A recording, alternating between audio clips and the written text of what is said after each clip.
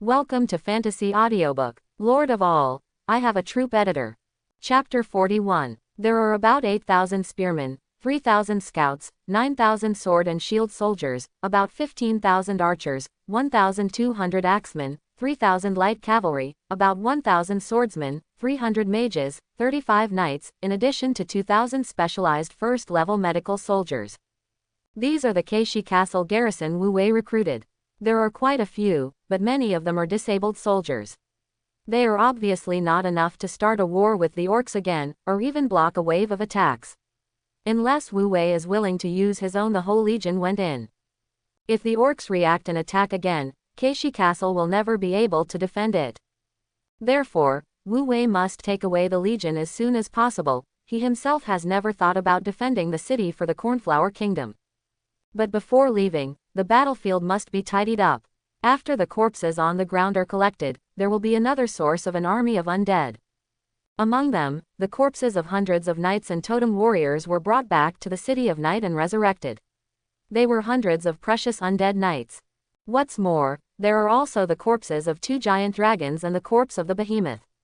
These are top-notch trophies that must be put into the storage bag and taken away.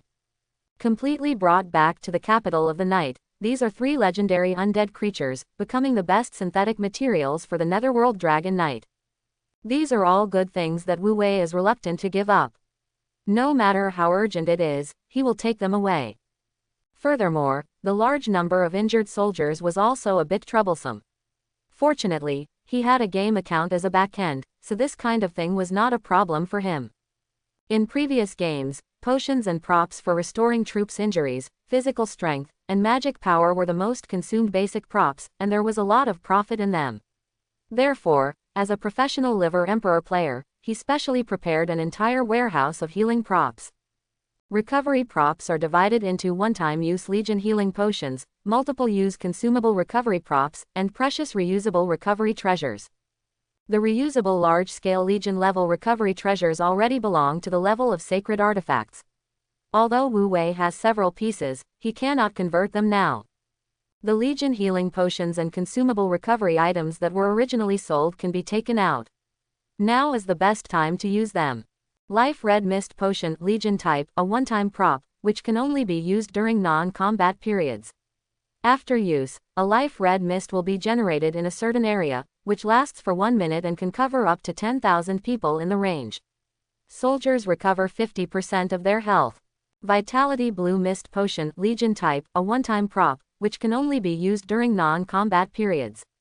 After use, a piece of Vitality Blue Mist will be generated in a certain area, which lasts for 1 minute and can cover up to 10,000 people in the range. The soldier recovers 50% of his physical strength. Magical Purple Mist Potion Legion type, a one-time prop, which can only be used during non-combat periods. After use, a magical purple mist will be generated in a certain area, which lasts for 1 minute and can cover up to 10,000 people in the range. Soldiers recover 50% of their magic power. Healing Rain Generation Potion Legion type, a one-time prop that can be used in the combat phase. After use, a healing rain cloud will be formed in midair and healing rain will fall. It lasts for 30 seconds. Within the range of the rain cloud, recovery will occur every second. 1% of the soldier's health, maximum number of cures, 10,000, cooling time of 1 hour. Within 1 hour, soldiers who have received the healing rain will develop resistance and cannot be healed again. Holy Water Bottle, a Legion-type consumable prop, the number of uses is 10 out of 10. After each use, our soldiers within a radius of 1 kilometer will be baptized with holy water, eliminating negative status and restoring 30% plus 200 health points, and restores 50% of physical strength, with a 1-hour cooldown. Magic Fountain Bottle, Legion-type consumable prop, use times 10 out of 10. After each use, the magic spring will be baptized on our soldiers within a kilometer around, restoring 50% of the magic power or fighting spirit and other extraordinary energy. It also has a 30-minute magic spring blessing state. During the state, magic and fighting spirit and other extraordinary energy are restored by 1% every 5 minutes, and the cooling time is 1 hour. There are many props of this type, and the effects are quite different. They are all high-end goods that can be sold for money in the game, otherwise there would be no need to hoard them. It's just that after appearing in this world, it was obviously weakened by the laws of the world. The cooling time was increased from a few minutes to more than an hour, and the number of uses of consumable items was also reduced a lot. In the game, every item can be used 100 times. But there was nothing we could do about it. Could Wu Wei still have any objections? It's good if you can use them. There are still many in the warehouse anyway, so don't worry about running out. Anyway, they will definitely be able to last until he can manifest those restoration-type sacred artifact level props. Besides, his jewelry set also has group healing 3 times a day. After taking out a few bottles of Legion medicine, Wu Wei quickly found an open space and ordered the wounded soldiers to stand in formation. The non-commissioned officers who had just joined Wu Wei's army did not understand the behavior of their new boss. They clearly said that time was tight, but they did not seize the time to treat the wounded, and instead let the wounded line up. What is this for? Torture the wounded to death to reduce the burden. However, Wu Wei was resolute and they could only execute it. After spending some time and effort, the soldiers gathered all the wounded to the designated location. Wu Wei didn't waste any time, opened a bottle of red mist of life potion and threw it into the center of the team. The red mist soon filled the entire field at an abnormal speed, surrounding the wounded. Red often represents ominousness and danger, and these fogs make everyone a little uneasy. But soon they felt waves of gentle energy penetrate into their wounds and seep into their bodies, making their pain less. Some soldiers saw that some of their external wounds had even begun to quickly recover and scab, and they immediately exclaimed, "My wounds are healing. It's so comfortable and makes me want to sleep. I don't have that much pain. It's amazing. The Lord is healing our injuries. This is a precious Legion-type recovery treasure. The Lord actually used such a rare treasure on us. This is really Legion-type recovery treasure. Isn't this a top-notch strategic treasure? Any one of them can make the Lords fight for their heads. How can ordinary soldiers like us also enjoy such treasures? This is a gift from the Lord. Thank you, Lord, Lord. Thank you, Lord, Lord." In the end, all the exclamations turned into thanks to Wu Wei, and the soldiers' loyalty began to increase rapidly. Even the onlookers who witnessed all this recognized Wu Wei more as a lord because of his generosity, which also enhanced their loyalty and morale. Not only did it eliminate the impact of the wounded on subsequent operations, it also greatly improved the morale of the military. This wave is killing 2 birds with 1 stone. 50% health is enough to bring seriously injured and endangered soldiers back to a state where they can fight. After a few bottles of Legion-level life potion, all the burdens returned to normal combat effectiveness. It would be no problem for them to fight the orcs again at this moment, let alone a forced march. The voices of thanks to Wu Wei kept coming and going and never stopped. However, Wu Wei waved his hand and asked all the soldiers to quiet down. "My fellow compatriots, although I don't want to admit it, I must state a fact. Keishi Castle cannot be defended. There are only 2 choices before us: defend the castle and sacrifice everyone, or abandon the castle and save it for use, body. My choice is the second one, but what I want to tell you is that we are not deserters. We still have to fight the orcs who invaded our human homeland, but now, there are more important things for us to do.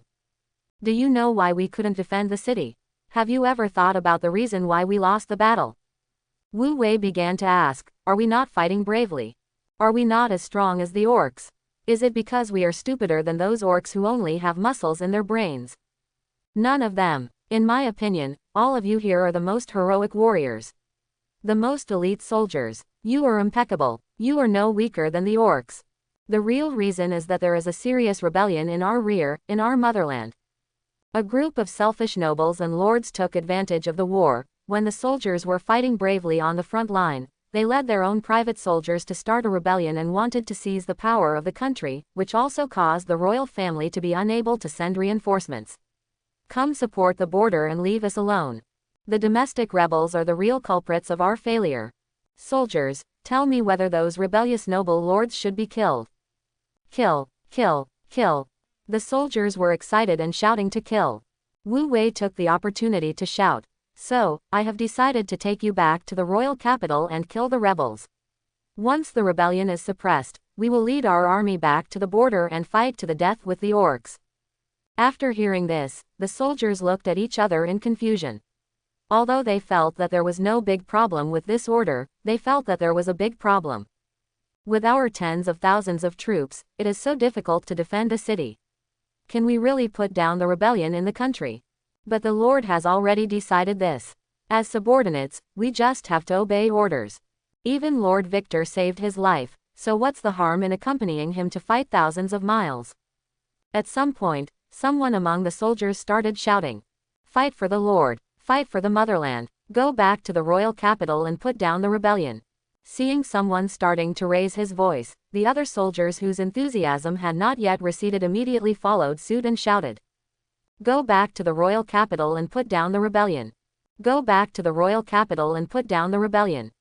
For a time, morale was high and military morale was available. Wu Wei nodded with satisfaction and looked around the corner. I saw Seal among the soldiers, gesturing at him with his thumb. Meaning, done. That's right, Wu Wei arranged for the soldiers to make noises. Although this trick is no longer popular, I have to say that it is really useful. It is quite effective to win people's hearts, inspire morale and even confuse the masses. What? Dirty routine. Don't be ridiculous, this is just a way to boost morale. The army quickly gathered, took all the supplies and equipment in the city, and rushed towards the kingdom. Only a part of Wu Wei's own legion was left to clean the battlefield. The main purpose is to collect the corpses on the battlefield and bury them together. Of course, on the surface it was for burial, but in fact it was to find the corpses of high-level soldiers and take them away, and to gather the other corpses so that Wu Wei could secretly come back and convert the undead. This undead army will replace the soldiers and guard the quarry castle, blocking the pursuit of the orc army. At the same time, an illusion was created to make the orcs mistakenly believe that there was a third-party force from the undead clan intervening on the border, which not only caused their siege to fail, but also plucked their peaches, eliminating the hidden danger of them guessing the truth about the undead and Wu Wei. Although it wouldn't be a big problem even if they knew it, since there was no evidence after all. Wu Wei rode on the back of a warhorse and followed the army under heavy protection. At this time, Charles, who was gradually becoming the chief loser under Wu Wei, looked over and asked, "Lord, where should we go next? If we go directly to the royal capital, there will be tens of thousands more troops in the army. We will not have enough food and grass. Plus the food brought from the quarry castle is still far from enough." Of course Wu Wei knew that there was not enough food and grass, but he had already considered this. How come there is not enough food and grass? Let me ask you, from the border quarry castle to the royal capital, do you pass through the territories of several fiefdom nobles? I just learned about it from the non-commissioned officers who just joined. There are 2 counts, 3 viscounties, and 6 baronies. Wu Wei immediately spread his hands and said matter-of-factly, "Look, aren't there granaries all over the road?" Charles was startled and said hurriedly, "My lord, the nobles are all stingy and selfish guys. I'm afraid they won't be willing to provide us with food unless we spend money to buy it. I know you have gold and silver, but I'm afraid they will be greedy. If it's not enough, the lion will open its mouth." Wu Wei was suddenly shocked. He looked at Charles in surprise and asked in an incredible tone, "What nonsense are you talking about? Spend money. Why should I spend money?" Seal. After hearing Wu Wei's words, Charles stayed for a while before reacting, and asked cautiously, "Sir, you mean, robbing? Isn't that not good?" Wu Wei not only shook his head in disappointment, he had always thought that this guy had a bright mind, but now he was not enlightened again. "Let me ask you, the border war is accelerating, and the royal family cannot send reinforcements because of the rebellion. The lords and nobles whose fiefdoms are nearby are watching helplessly as the orcs are about to break through the gate of Quarry Castle, but they still stand still and sit back and watch the city. Bro, what do you think they are thinking?" Ciel's thoughts were guided, and he immediately thought of something, and he was immediately surprised and said, Are they also supporters of the rebels? At worst, they are just fence-sitters." Wu Wei nodded, and then asked, "Let's not say who they are or what they think. Do you know the nature of their behavior of sitting back and watching foreign invasions?" Seal thought for a while and answered uncertainly, "Will you die without saving me?" "Wrong." Wu Wei raised his voice and said righteously, "You are supporting the rebellion. You are betraying the country. Considering the orcs invading the border, we even have reason to suspect that they are colluding with foreign enemies and betraying the human race. And what are we now? We are a righteous army that resisted foreign invasion, then fought thousands of miles away, and returned to quell the rebellion. If we take something belonging to a group of traitors, can that be called robbery? Everything we do is to protect this country. Wu Wei's tone was high-sounding, and those who didn't know it really thought he was a heroic general who was dedicated to serving his country. As he spoke, he changed the subject and made it clear. Let's be honest, I not only want their food, but also their troops. Otherwise, do you think I can really quell a country's rebels with these tens of thousands of troops? Ciel's face twitched when he heard this. He never expected that his lord would be such a shameless person. He couldn't help but ask, Lord, we have no evidence for this, right? They can't just obey, right? Wu Wei smiled and said earnestly, when a collective order is facing collapse, no one cares about evidence and axioms. When the party that makes and maintains the rules becomes prey, the rules of the game will return to their original form and become simple and pure. And the most primitive and eternal rule in the world is that the weak eat the strong. So whether we can eat them depends on this. As he spoke, he stretched out a hand and clenched it into a fist. Charles looked at his fist and nodded silently, suddenly having a clear understanding in his heart. If I follow this master, I will definitely go to hell in the future, right? But isn't that interesting? The army of nearly 50,000 people was extremely large and continuous. Fortunately, the marching speed was quite fast. Traveling during the day, stationed at night, and flying back to Keishi Castle late at night to use the underworld spiritualism to convert the undead soldiers. Just one day later, Wu Wei's Justice Master entered the Kate territory. This is the hereditary fiefdom of Kate Wenther, the Earl of the Border, and it is also the core territory of the Wenther family. The lords who can hang out in the border areas will not have low force value, and the Wenzel family's strength is one of the best in the nearby area. The number of troops in the territory will never be less than 30,000, and considering that it is wartime, the number will only be more.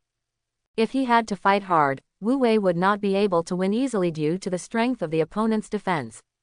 However, he came here to borrow troops and food, not to attack the city and capture the territory.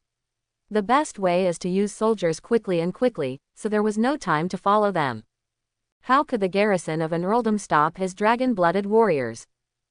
Wu Wei's army was so large, and it entered the territory without concealment, it would naturally cause an overreaction from the lords here. Therefore, within a few hours of the army entering Kate's territory, a strong cavalry brigade rushed towards them. There were about 5,000 people, all light cavalry and swordsmen on horseback, and the leader was actually 107th level knights. You don't need to think about it to know that the Wenzel family has come out with all their elites and come to use force to deter them. The cavalry stopped not far away, and a knight at the head shouted from a distance. This is Kate territory. I am Knight Commander Kellel under Earl Kate. Where do you come from? Please leave the territory quickly, otherwise we will regard you as invaders and enforce our honorable rights to defend the sacred territory. After Wu Wei heard this, he immediately scolded him on the spot. How presumptuous! As citizens of the kingdom, can't you recognize this flag? We are the defenders of the Cornflower Kingdom's border army stationed at Keishi Castle. We have an important military mission now. Take us to see your lord. If the military plane is delayed, even Count Kate won't be able to protect you. Since the opponent dared to come, they had naturally seen the origin of Wu Wei's legion, and there would be no other possibility besides the Keishi Fort border garrison. Guessing that they were most likely the defeated soldiers who had broken through the city and were forced to flee here by the orcs, the other party couldn't help but feel a little more contemptuous and arrogant. Ignoring Wu Wei's threats, he just said casually, "It turns out they are colleagues from the kingdom's border army. I'm so sorry. The Earl is not in the territory. We can't make the decision to let you pass, so please leave." Wu Wei laughed and said loudly, "We are on the front line to protect the security of your rear territory, and now you are driving us away. I think you Kate leaders must have different intentions. All the officers and soldiers must obey the order and take down all these guys. Take them all for me." With an order, Gruen rushed out with the dragon-blooded warriors and rushed towards the opponent's camp. Then other high-level troops also took action and swarmed forward. When the Lord said he wanted to take it down, he meant capturing him alive. Naturally, the archers couldn't be used. There were so many people on the other side, so all the melee troops had to surround him. The knight commander obviously did not expect that this group of fleeing defeated troops would dare to take action directly. In anger, he did not even think about escaping, but instead became murderous. Seeking death. Brothers, follow me and defend the territory.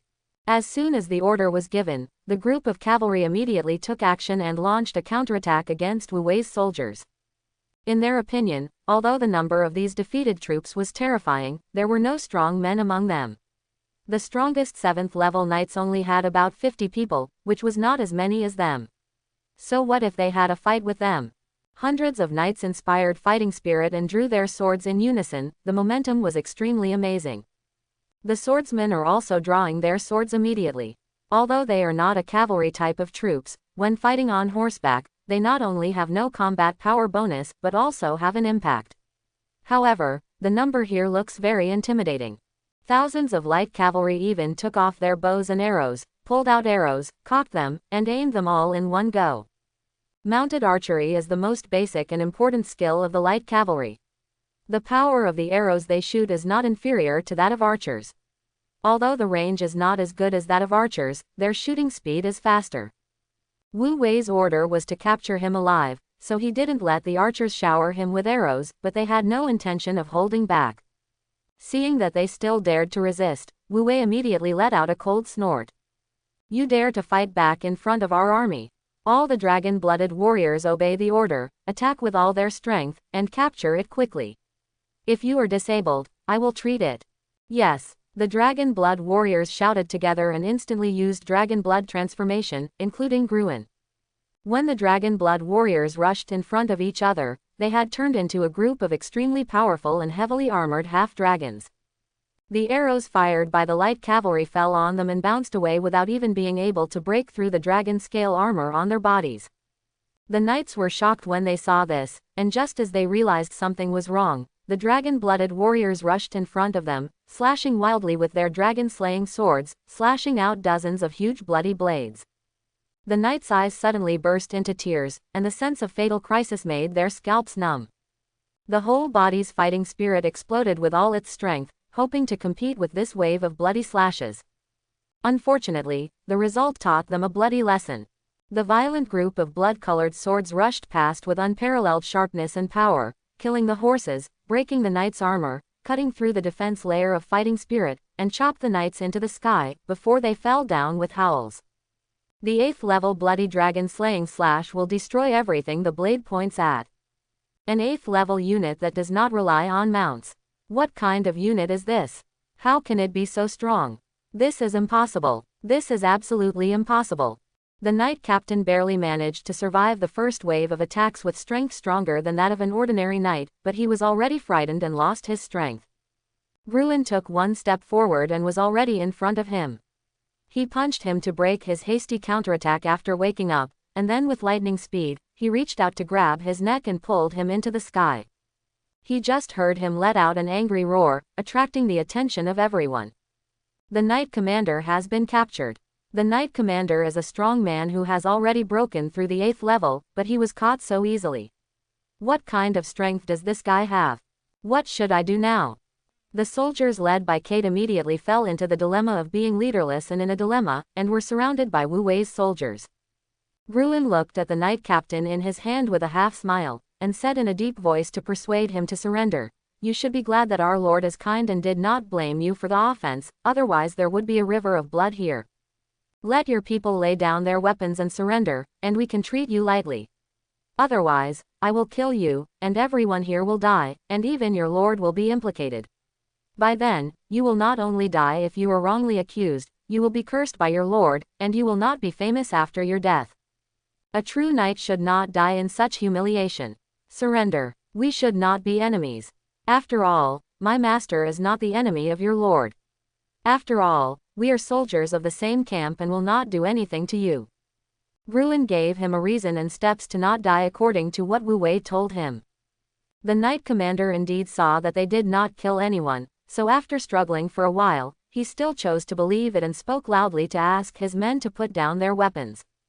"It's all a misunderstanding. These are friendly forces. Put down your weapons and don't let the conflict escalate anymore. Put down your weapons. The hesitant soldiers heard the commander's words and hesitated to stop resisting, and were captured by Wu Wei's soldiers one after another. The soldiers led by the hero unit will obey the commander's orders as if they were the Lord. If the commander orders him to surrender, they will not disobey because their intelligence level is not high, unless these soldiers are not God-given troops summoned from the territorial buildings. Instead, they were soldiers born naturally and trained by ordinary humans with heroic potential. Don't think that Wu Wei and these guys are too easy and tricky. The principle of catching the thief first is also universal in this world. As the saying goes, one soldier is raging, and a den of generals is raging. Although this knight captain is strong enough, he is obviously not a brave and fearless warrior who is not afraid of life and death. After all, he finally worked hard to become a knight from an ordinary person, activated the hero template, and now he has become an effective general of an earl, enjoying the glory and wealth, so how could he be willing to die in such an unknown way? The desire to live has overtaken his rationality, making him subconsciously not think about whether these people will be detrimental to his lord. At this time, luck has overshadowed the few knightly virtues. In fact, this is one of the drawbacks of people from normal intelligent races being promoted to heroic leaders. They have their own ideas and interests, personalities and outlooks. They are easily affected by their own subjective consciousness during combat, and their loyalty to their lords will change even more. Impermanence. However, heroic units made from God-given soldiers will not have this problem. Before their loyalty is reduced to a critical value, they are loyal and fearless and will strictly execute orders. This kind of persuasion to surrender is unlikely to succeed. For example, Alexel and Hegnev, Wu Wei doesn't have to worry about their loyalty to him, nor does he have to worry that they will betray him when they are not around him, or do something that may endanger Wu Wei's interests out of fear of death. Unfortunately, such heroic units are too rare, and the lords ask for them. Even if a first-level soldier unexpectedly breaks the rules and becomes a heroic unit, he will be vigorously cultivated by the lords so that he can use them more safely. Because Wu Wei could create troops, he had a special method to obtain such heroes. Others could only rely on luck. Even if there were props that could help the troops break the rules, ordinary lords could not get them. The elite cavalry led by Kate were all captured in one encounter. This was something that Count Kate and even the entire Venser family did not expect. Although they have more troops than this, after losing this group of elites, they no longer have the confidence to confront Wu Wei head-on. In addition, although Wu Wei's behavior was strong, it seemed that he came with sincerity and communication, and at least he followed the rules among nobles. And this means that everyone still has room for negotiation. Therefore, after the Venser family held an emergency meeting, they sent several envoys to invite Wu Wei's legion to recuperate in the territory. At the same time, on behalf of Earl Kate and the Venser family, they invited the commander of the Border Legion to go to the castle for a meeting. This is Wu Wei's purpose, so naturally he won't disagree. After giving the order, Wu Wei's army headed towards the castle of Earl Kate's territory in a swaggering manner. In about half an hour, Wu Wei saw a large medieval-style city. Outside the city gate, a neat queue was now lined up, including many high-level human soldiers. Wu Wei even saw no less than 107th-level knights, which made him feel a little emotional. There are only 100 knights in the garrison guarding the important border town. A county has twice the high-level combat power. This shows how weak the royal family of this country is. The royal family has basically lost control of the major fiefdoms, and rebellion is bound to happen sooner or later. When Wu Wei was thinking this, a middle-aged nobleman with a beard greeted him in front of the queue and shouted, "I don't know which border commander came to my territory, Kate. It's all my fault." There was almost a misunderstanding. Wu Wei looked at this guy and knew that this was the lord of this place, Count Kate. Now you dare to come to inquire about his details, it seems that you are still evil. It's a pity that even if he turns the kingdom upside down, he still can't figure out the details of Wu Wei. A non-commissioned officer from Keishi Fort came forward and explained Wu Wei's identity to him. This is Lord Victor Euronos, the current garrison commander of Quarry Castle.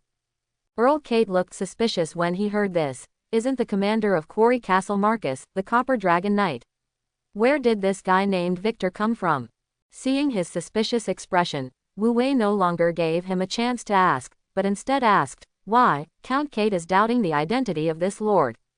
Earl Kate waved his hand quickly and then invited, "No, no, no, I didn't mean that. My lord, please let your army be stationed outside the city. I have prepared a banquet. Please be sure to honor it, Lord Victor. If you have anything to do, how about we discuss it after we enter the city?" He didn't even dare to ask Wu Wei to let him go, because he knew that Wu Wei came with bad intentions and would never let him go at this time. "I'm here to admit my defeat, so it's better not to offend the other party." Wu Wei did not refuse after hearing this, and asked the army to station and recuperate outside the city, while he rode into the city with a large group of guards in a swaggering manner. As the team continues to expand, his guards are constantly updated and strengthened. In addition to the 60 immovable dragon blood warriors, there are also 50 knights, 100 mages, and 200 swordsmen. Such a large group of people rode into the city and quickly attracted the attention of the residents in the city. Especially since my noble lord is still leading the way, it makes people even more curious about the identities of these soldiers. There was still a long way to go from the city gate to the Earl's castle. Earl Kate led the way and introduced his territory to him. However, Wu Wei was really not interested in his territory. There are many functional buildings in the city, but they are all basic buildings, including military buildings of various levels, grain workshops, blacksmith shops, and horse farms. Apart from this, there are not many special buildings worthy of Wu Wei's interest. There is even only one high-level military building, such as the Knight's War Hall, which has only one building, but it has the nerve to be complacent to show him its strength. This is called an earldom, which is really disappointing. On the contrary, it was the farmland on the roadside that aroused Wu Wei's interest. The farmland in his territory does not grow food. Instead, it is all planted with a kind of lavender flowers. At a glance, it looks like a sea of purple flowers, which looks quite romantic. However, the farmland within the territory is favored by the laws of the world. The crops grown will grow and mature at an extremely fast speed, which is completely different from ordinary farmland outside the territory. Because of this magical effect, there is a limit to the amount of God-given farmland in each territory. God-given farmland is the greatest guarantee of the territory's food supply. Logically, food should be grown to maximize profits, but Earl Kate actually uses it to grow flowers. No, do these flowers have any special functions? Wu Wei quickly realized that there was a problem, so he asked calmly. Earl Kate, I see that you have a strong army and many soldiers. You usually consume a lot of food, right? But I see that the God-given farmland in your territory is not used to grow food. Instead, you plant this kind of flowers. What should be special about these flowers? Where is it? After hearing his words, Earl Kate smiled proudly and said, Sir Victor guessed it right. These flowers are called moyonkao. They are a rare magical plant that can be used to make potions. I spent a lot of money on it. The seeds and planting methods were obtained at a cost. Food is just a basic material. It is enough to open up a large amount of farmland outside the territory and plant it slowly. Anyway, there are many farmers in the territory, so they can have work. Compared with the magic potions that can assist ordinary people to cultivate extraordinary powers and increase the speed of training of God-given weapons, food is not important at all, so God-given farmland is of course the most suitable for growing magic plants. Hearing this, Wu Wei's head roared, and he felt that the door to a new world had opened, and many doubts were solved. Magical plant. Practice magic potion. Interesting. I seem to know something amazing. Wu Wei had never known before that, unlike the blue star that had just been swallowed up, the local intelligent race was compensated by the laws of the world. Everyone could obtain the qualifications of a lord, and the elderly and children would also directly obtain the lord template in the future. In the local human race, except for the direct descendants of lords and nobles, everyone else is an ordinary person after birth. They just have possibility. Before the hero template is activated, they have no power. How can they embark on the road to becoming stronger? Woolen cloth. If this is an endless cycle, then why do the native humans have so many heroic units?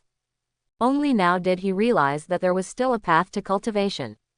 The most popular extraordinary power among human beings is fighting spirit. When ordinary people practice fighting spirit, even if they cannot activate the core of fighting spirit like knights, they can at least strengthen their physical fitness and embark on the road to becoming stronger. In the process of becoming stronger, activate the hero template and transform from an ordinary person to a heroic commander. If you make great achievements in the future, you can also be canonized as a noble and obtain the qualifications of a lord. This is the normal promotion path for native human races and even mainland intelligent races. This system has been running for who knows how many years and has already matured. Naturally, there are many auxiliary things to ensure the universality of the system. The key to this is the cultivation of magic potion. Cultivation relies on talent, but the emergence of magic potions has lowered the threshold, which has created so many heroes and lords in the human race. The lords cultivated their subordinates by planting potion ingredients and manufacturing potions, giving hope to the people in their territory and consolidating their rule. Ordinary people who have a way to rise will naturally be obedient and will not betray their lords easily. The basic structure of society is complete. After thinking about this, Wu Wei felt hot in his heart. Whether the blue star human race can continue in this world depends on whether it can replicate this system or create another system of its own. Otherwise, when the lords who have traveled through time die, there will be no descendants of the blue star human race. The channel to become stronger will eventually disappear into this world like waves. You must obtain magic potion seeds, planting technology, and magic potion making technology, and replicate this system in your territory. Thinking of this, Wu Wei looked at Count Kate with a hint of cruelty in his eyes. If he was unwilling to give it, Wu Wei would have no choice but to borrow his life too. Earl Kate didn't know that his situation was now more dangerous than before. He has even relaxed because Wu Wei has entered his territory, which at least shows that the other party wants to communicate normally rather than becoming his enemy. Otherwise, how could the other party accept the invitation and put themselves in danger? He never expected that Wu Wei would be willing to come in because he was confident that his own strength would kill him. The three legendary powerhouses, plus Wu Wei himself, can also transform into the Angel of Sin. How can an earldom that doesn't even have legendary combat power threaten him? After entering Earl Kate's luxurious and spectacular castle, the two parties sat down in a spacious living room, and servants brought various snacks and drinks. After the servants all retreated, Earl Kate asked aloud, "Mr. Victor, what do you need me to do when you enter my territory this time? Please tell me directly. As long as I can do it, everything can be discussed." Wu Wei smiled, finally no longer hiding it, and showed his greedy fangs. "Does Count Kate know that there is a rebellion in the kingdom?" "I heard something. The rebels took advantage of the orcs' attack on the border to launch a rebellion, leaving our border soldiers isolated and helpless. Not long ago, the Keishi fort was almost breached by the orcs' army. My subordinates suffered heavy losses and were almost wiped out. After narrowly escaping death, my group of soldiers and I were very angry. We also understood that the orc problem would not be solved until the rebellion in the country ended, so I made a decision." As Wu Wei spoke, he stared into his eyes and said word by word, "Return to the country to put down the rebellion." The expression on Earl Kate's face suddenly froze. He was stunned for a while before saying in disbelief, "Commander Victor, the rebels are powerful. With your strength, I'm afraid it won't have much effect, right?" Wu Wei sneered. "Of course I know this, so, didn't I come to find you?" Earl Kate. Kate's expression finally changed and she realized Wu Wei's purpose. Her pupils shrank suddenly and her tone became cold. "Commander Victor, I don't quite understand what you mean." "Then let me tell you straight, I want to lend you tens of thousands of soldiers, horses and food to quell the rebellion." Kate suddenly laughed angrily and said coldly, "Humph. Do you think I will agree to such an outrageous request?" Wu Wei suddenly stood up and yelled loudly, "As a noble of the kingdom, you have the responsibility to protect your country. But now the country is in crisis, and the orcs invade the border and you don't send troops to support us. Let's go back to the country. If you don't want to lend troops to suppress the rebellion, I have every reason to punish you with treason." As soon as the words fell, the people on both sides immediately stood up and almost took action. The atmosphere instantly became tense. Earl Kate also stood up, stepped back a few steps to the middle of his subordinates, his face full of disdain. "Where did this fool come from, thinking that putting a tall hat on me can scare me? This is my territory, there is no room for you to be arrogant." I thought there was still room for cooperation with you, but I didn't expect you to come here to die. Since if so, don't blame my subordinates for being ruthless. Go on, kill them." With an order, the door opened immediately, and a large number of knights and swordsmen rushed in. For a moment, the empty living room seemed a bit crowded.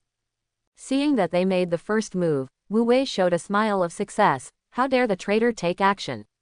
All the soldiers obeyed the order. There is no need to hold back, all you need to do is capture Count Kate alive. Yes, the subordinates gave the order and immediately took action. The dragon-blooded warriors roared, transformed in unison, and knocked away all approaching enemies with one punch. Ruin was like a bolt of bloody lightning, rushing in front of Count Kate in an instant. "Protect your lord. Protect Earl Kate. Careful." Everyone was shocked, and several confidants quickly stood in front of Earl Kate, trying to intercept him. But how can they stop the power of the legendary peak powerhouse? Ruin did not stop, but punched out all the obstructionists in front of him, then grabbed Earl Kate's head with one hand and pulled him directly back to Wu Wei. It's pity that he is a Earl-level fiefdom lord whose strength has reached the 7th level. He has never been so insulted. Out of anger, he tried to fight back with all his fighting spirit, but Gruen grabbed his head and punched him 3 times, causing him to vomit 3 liters of blood, leaving him unable to fight back. "Stop it, otherwise, your Lord Count will lose his life." Even the lords fell into the hands of the enemy. Naturally, the generals under Kate's command would take action and not dare to mess up again. Wu Wei led his guards and swaggered out of the castle. As he walked, he said to the miserable Earl Kate in Gruen's hands, "Lord Earl, I have already given you a chance. If you are willing to be obedient, why should I bring things to this point?" Kate was seriously injured, didn't say a word, and looked tough. Wu Wei continued to tease him. "You are now flesh and blood in my hands, ready to be slaughtered by me, but I am still willing to give you a chance to wash away your guilt and atone for your sins. I only want 70% of the God-given soldiers in your territory. I don't need all the generals. Then I just need enough food and your magic grass seeds. Other than that, I don't want anything else from you. This won't hurt your foundation. As long as you agree, you can be your great lord again immediately. Don't speak. That situation will only be detrimental to you. You said that if I take you to the city gate now, will the defenders on the city wall dare to take action against us? When the time comes, I will open the city gate and let my army enter the city. Do you think your fate will be worse than if you agreed to borrow troops? If you really wait until I occupy your territory, you really won't be able to turn back. You can only become a shameful traitor with your family and be guillotined by me. I leave the choice to you. Think about it yourself before I arrive at the city gate." After finishing speaking, Wu Wei stopped talking. Seeing that he was silent, Kate lost control of her emotions and cursed hysterically, "You robber! Your behavior is not worthy of being called a lord. You have deviated from the way of chivalry. Thugs!" Wu Wei put away his smile and said in a cold and meaningful voice, "The way of chivalry? Ha, what does that have to do with me? I am just a poor guy who is about to lose his home. These are just my struggles for survival. Believe me, I can do anything to achieve my goal." Wu Wei's guards group pressed Count Kate all the way to the city gate, and although the soldiers in the city surrounded these hundreds of people, they did not dare to move at all for the sake of the Lord's life. Seeing that the city gate was close at hand, Earl Kate's expression became hesitant and struggling. Although he was very reluctant, he had to make a choice. Whether to believe Wu Wei or let these thugs destroy Kate's territory, whether to humiliate and survive and preserve the family's roots, or whether to fight to the death. Just when he was hesitating, a surprise force suddenly emerged from the crowd. A group of cavalry suddenly rushed out and charged Wu Wei's guards regiment. This was obviously not an order from the surrounding generals, because even they looked surprised and at a loss. It was just a group of light cavalry and was of no importance at all. The dragon-blooded warriors punched together, and the blood-colored fists rushed out, sending them flying back, including both men and horses. However, at this time, while everyone's attention was attracted by the light cavalry, a dozen knights suddenly jumped from the roofs of houses on both sides of the road and rushed towards Wu Wei's position accurately. They also want to capture the thief first and capture the king first, and risk taking down the leader Wu Wei. This is not impossible. Ru is currently guarding Count Kate, and he may not have time to take action in a hurry. It is indeed possible for more than a dozen knights to attack Wu Wei at the same time. Of course, this possibility is slim. The dragon blood warriors turned around and stood in front of Wu Wei. Even if they had no time to accumulate strength, their physical fitness at this time was still at the 8th level. It was not difficult to stop a group of knights with their bare hands. However, the opponent's raid was not over yet. Taking advantage of the chaos caused by the double raid, a huge griffin suddenly jumped from the air, and its 2 sharp claws were about to land on Wu Wei's shoulders and snatch him away. But unfortunately, the Sin Angel sisters who had never made a move around Wu Wei finally made a move at this time. The Sword of Judgment appeared out of nowhere, and the 2 swords slashed out at the same time. The dazzling white light turned into straight slashes and cut across the air, instantly causing this majestic aerial beast to lose its head. Just one combined attack without exposing the angel wings, and a 9th level creature was killed on the spot. Ah! A young knight fell off the back of the griffin. One of his arms had been cut off and was dripping with blood. However, he quickly got up from the ground, with an angry face and wanted to attack Wu Wei's army. When Count Kate saw the knight, he suddenly panicked and shouted, "Kevin!" Wu Wei saw his expression in his eyes and already had a guess in his mind. Is this the eldest young master of the Earl's family? He is really a young and talented man. Unfortunately, he used his talent and intelligence on the wrong things. As he spoke, he waved his hand and commanded, "Take it down."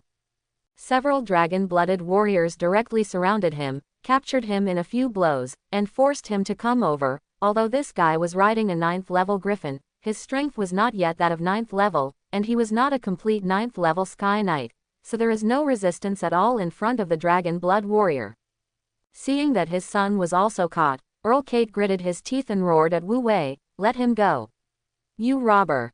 Wu Wei looked at him expressionlessly and said, "Everyone should pay the price for their recklessness, and I have no habit of letting my enemies go. Actually, you don't need to be so anxious. The city gate is about to arrive, but you haven't given me a reply yet. It seems that you want to die. I am a person who keeps my word. If I say I will kill your family, I will kill your family. This the young master himself won't live long, he will die sooner or later, and it won't be any different than this. This is all your choice, Count Kate," Wu Wei said and waved casually to his subordinates. A dragon-blooded warrior immediately took off the dragon-slaying sword from his back and made a move to chop off the head of the Earl's son. Earl Kate's eyes were about to burst, and finally he couldn't hold it any longer and shouted quickly, "Stop. I agree to your conditions. Don't hurt him." The blade stopped in front of the young knight's neck in an instant, and if he was a step too late, his head would fall to the ground. The corners of Wu Wei's mouth raised, with a victorious evil smile on his face. In Kate's land, Wu Wei finally got everything he wanted. Under the city gate, Earl Kate transferred control of 70% of his God-given troops to Wu Wei for free. This is close to 30,000 elite soldiers and horses, including all human troops from the 1st to the 7th level. This greatly expanded Wu Wei's military strength, and he no longer had to worry about food.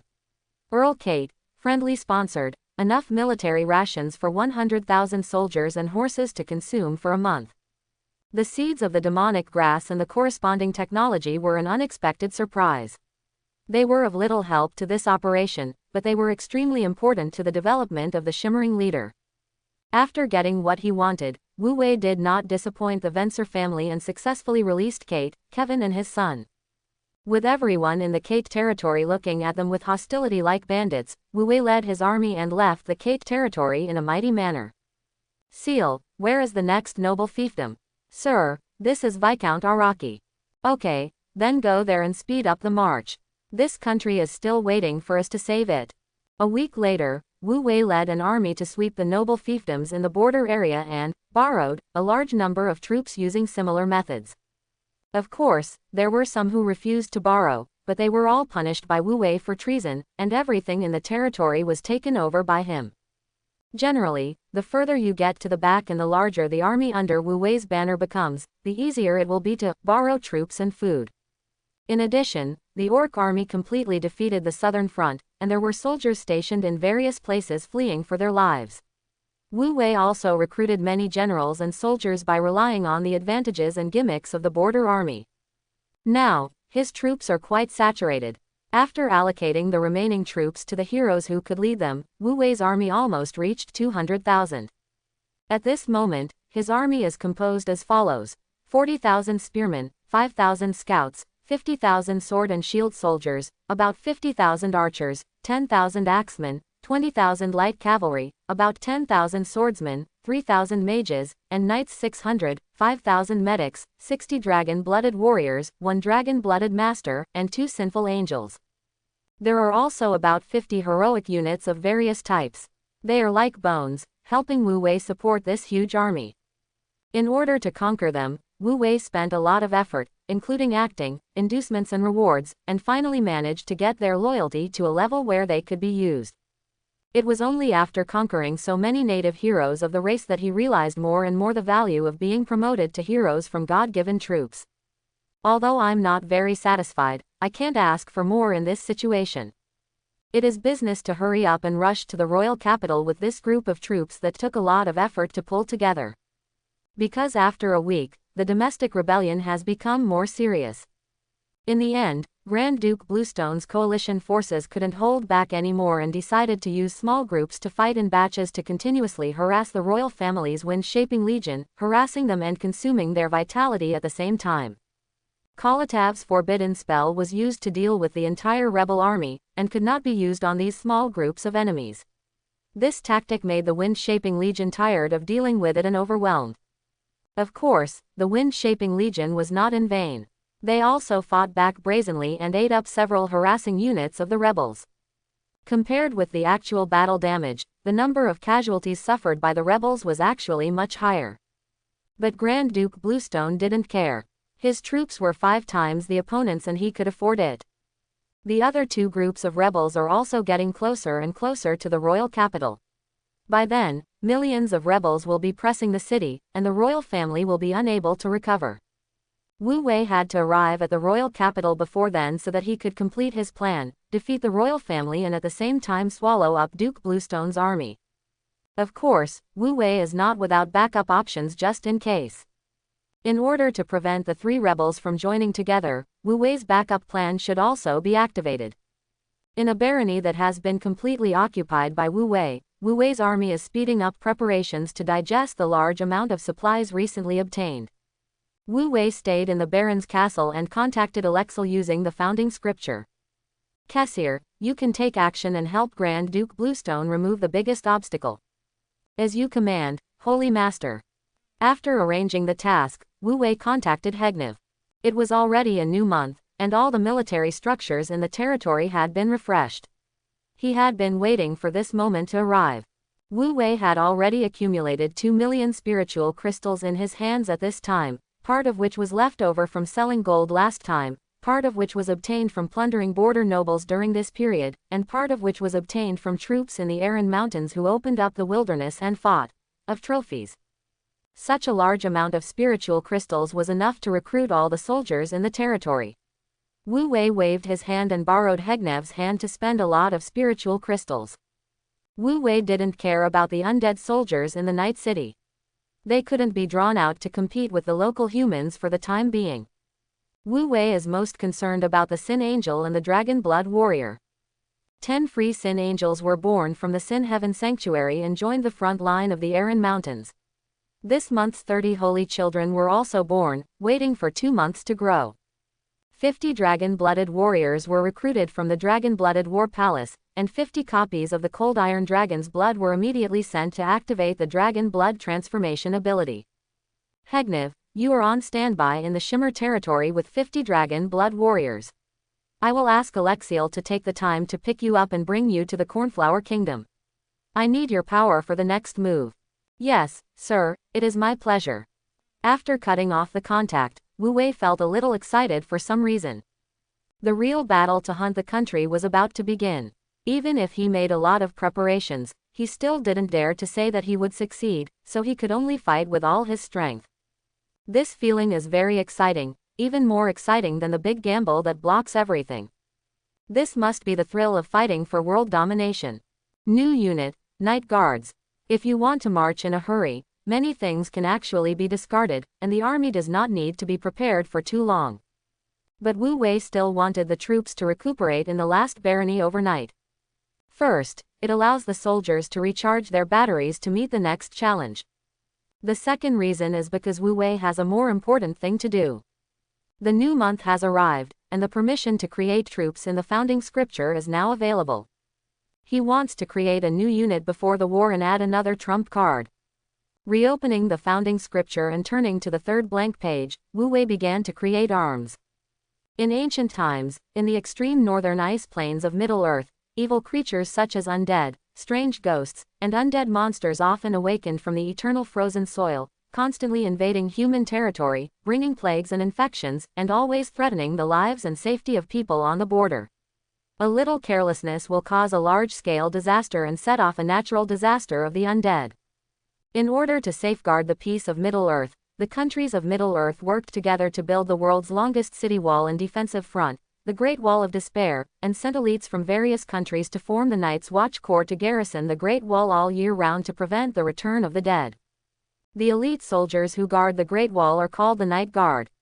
They are the main grassroots force of the Night Watch. Each of the Night Guards is an elite swordsman among humans. When they join the Night Watch Legion, they will swear to always defend the Great Wall, abide by the sacred oath, and devote their lives to fighting against evil. After writing this, Wu Wei paused for a moment, and then solemnly added the most important paragraph. Their oaths are as follows. The long night is coming, and I will keep watch from tonight until I die. I will not wear a crown, I will not strive for honor. I will fulfill my duties faithfully without fear of life or death. I am the guard on the Great Wall, the sharp sword in the darkness, the fire that resists the cold wind, the dawn that breaks the dark night, the horn that awakens the sleeping, and the strong shield that protects human reason. I dedicate my life and honor to the Night's Watch, tonight and every night. Quote. After writing the origin story of the arms, Wu Wei began to write the specific settings, abilities, equipment, advancement directions, etc. of the arms in a familiar way. The basic settings of the Night Guard. Each extremist guard will ignite the fire of life in their bodies. This magical practice can give them the power to fight against evil. They have dark vision and can see any slight movement in dim environments and darkness. The power of the life fire allows them to not fear the bone-chilling cold of the far north, and can effectively resist the death magic of the undead and the frost spells of the White Walkers. Even the curse power of the undead monsters cannot bypass the fire's defense and directly harm them, body and soul. The majestic fire of life makes their physical fitness far more than twice that of ordinary people, their movements are sharp, and their strength is infinite. By emitting the fire of life and attaching it to the blade, their attacks can become extremely hot, and the damage to undead and evil creatures will be even more astonishing. They wear cold iron light armor, long night cloaks, and hold dragon's breath steel swords forged in dragon fire. They have extraordinary martial arts and superb swordsmanship. They are also proficient in equestrian skills and are good at riding and archery. After the basic settings are completed, there are advanced settings for the extremist guards, which will determine their future upper limit. When a Night Guard completely activates the fire of life and upgrades it to a furnace of life, he will gain inhuman physical fitness, powerful spell resistance, and a huge vitality that can quickly heal injuries and can easily release the power of life. Fire performs ranged attacks, heals wounds, removes curses, and wards off evil. The warrior who ignites the furnace of life will receive a lantern as a magical equipment. By lighting the lantern with his own fire of life, he can radiate his own righteous power to the range that the light can illuminate. In this way, it can perform functions such as large-scale lighting, fire attack, detection and early warning, eliminating cold, suppressing the undead, and dispelling the negative effects of evil spells. They are also called Night Watchmen and Furnace Knights. They are the senior leaders and mentors of the Night Watch Legion. Their strength is at the same level as the 7th level Knights. They are undoubtedly more powerful because they are equivalent to a collection of 7th level Knights and 7th level spellcasters. Wu Shuangshou. When a Furnace Knight activates the life furnace in his body to the limit, ignites his body and soul, and then stands up again, his body will turn into a human-shaped furnace life, thereby breaking through the limitations of legend. This is a special kind of dual-element life form of life and fire. It possesses legendary level magic abilities and elemental transformation abilities while retaining elite swordsmanship and strength. They are honored as Xian apostles, which means burning themselves. turning into stars in the dark night, messengers ushering in the dawn for mankind, or in other words, they are the stars in the world. Or, when a crucible knight defeats a frost dragon or other undead legendary creature of the same level awakened by the Ghost King, he can use his own fire of life to dispel the undead magic left in the dragon's body by the Ghost King and awaken it. The dragon's proud dragon soul transformed it into a semi-elemental special dragon, the Molten Flame Dragon. When he forms a symbiosis contract with the newly born Molten Flame Dragon, he can hold up the Flame Soul Dragon Spear and become a Flame Knight Dragon Knight. They are the top combat power and the highest generals in the Night Watch Legion, and they are also the Night Dragon Knights who bring the dawn of mankind. After writing the final advanced settings, Wu Wei later wrote several myths and legends about the Night Watch Legion fighting against the Undead Legion and resisting the natural disasters of the undead. Anyway, as long as it is epic, magnificent, and extremely glorious, that's it. What? Not good at writing? Just copy the content from the previous life and you're done. With all the settings completed, the founding scripture burst out with a brilliant burst of colorful light. The words on it were converted into ancient divine texts, and all kinds of strange illusions evolved in the light. The corners of Wu Wei's mouth rose, excited, success. This time, Wu Wei made an attempt to create military units.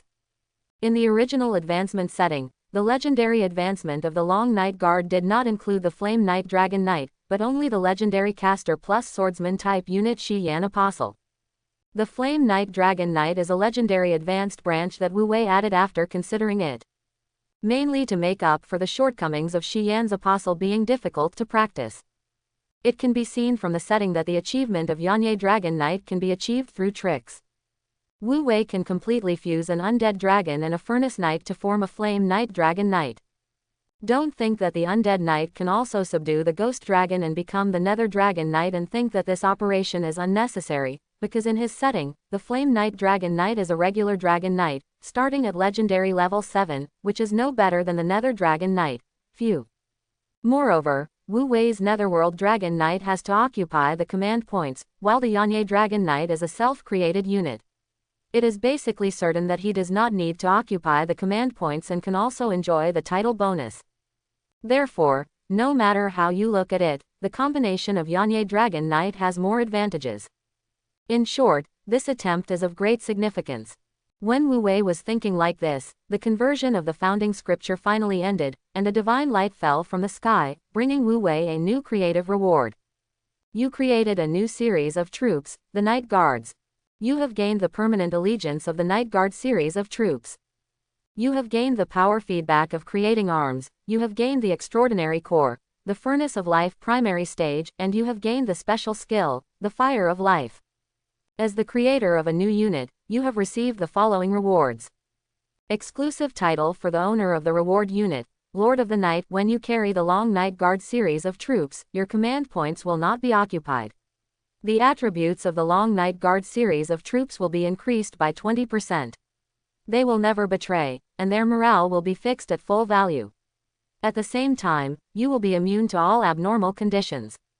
Reward War Spell.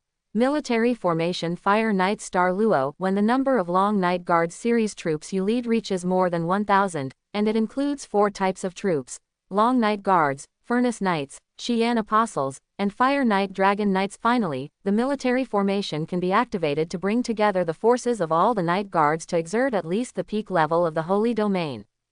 The more troops in the military formation and the stronger their average combat power, the more powerful the military formation will be.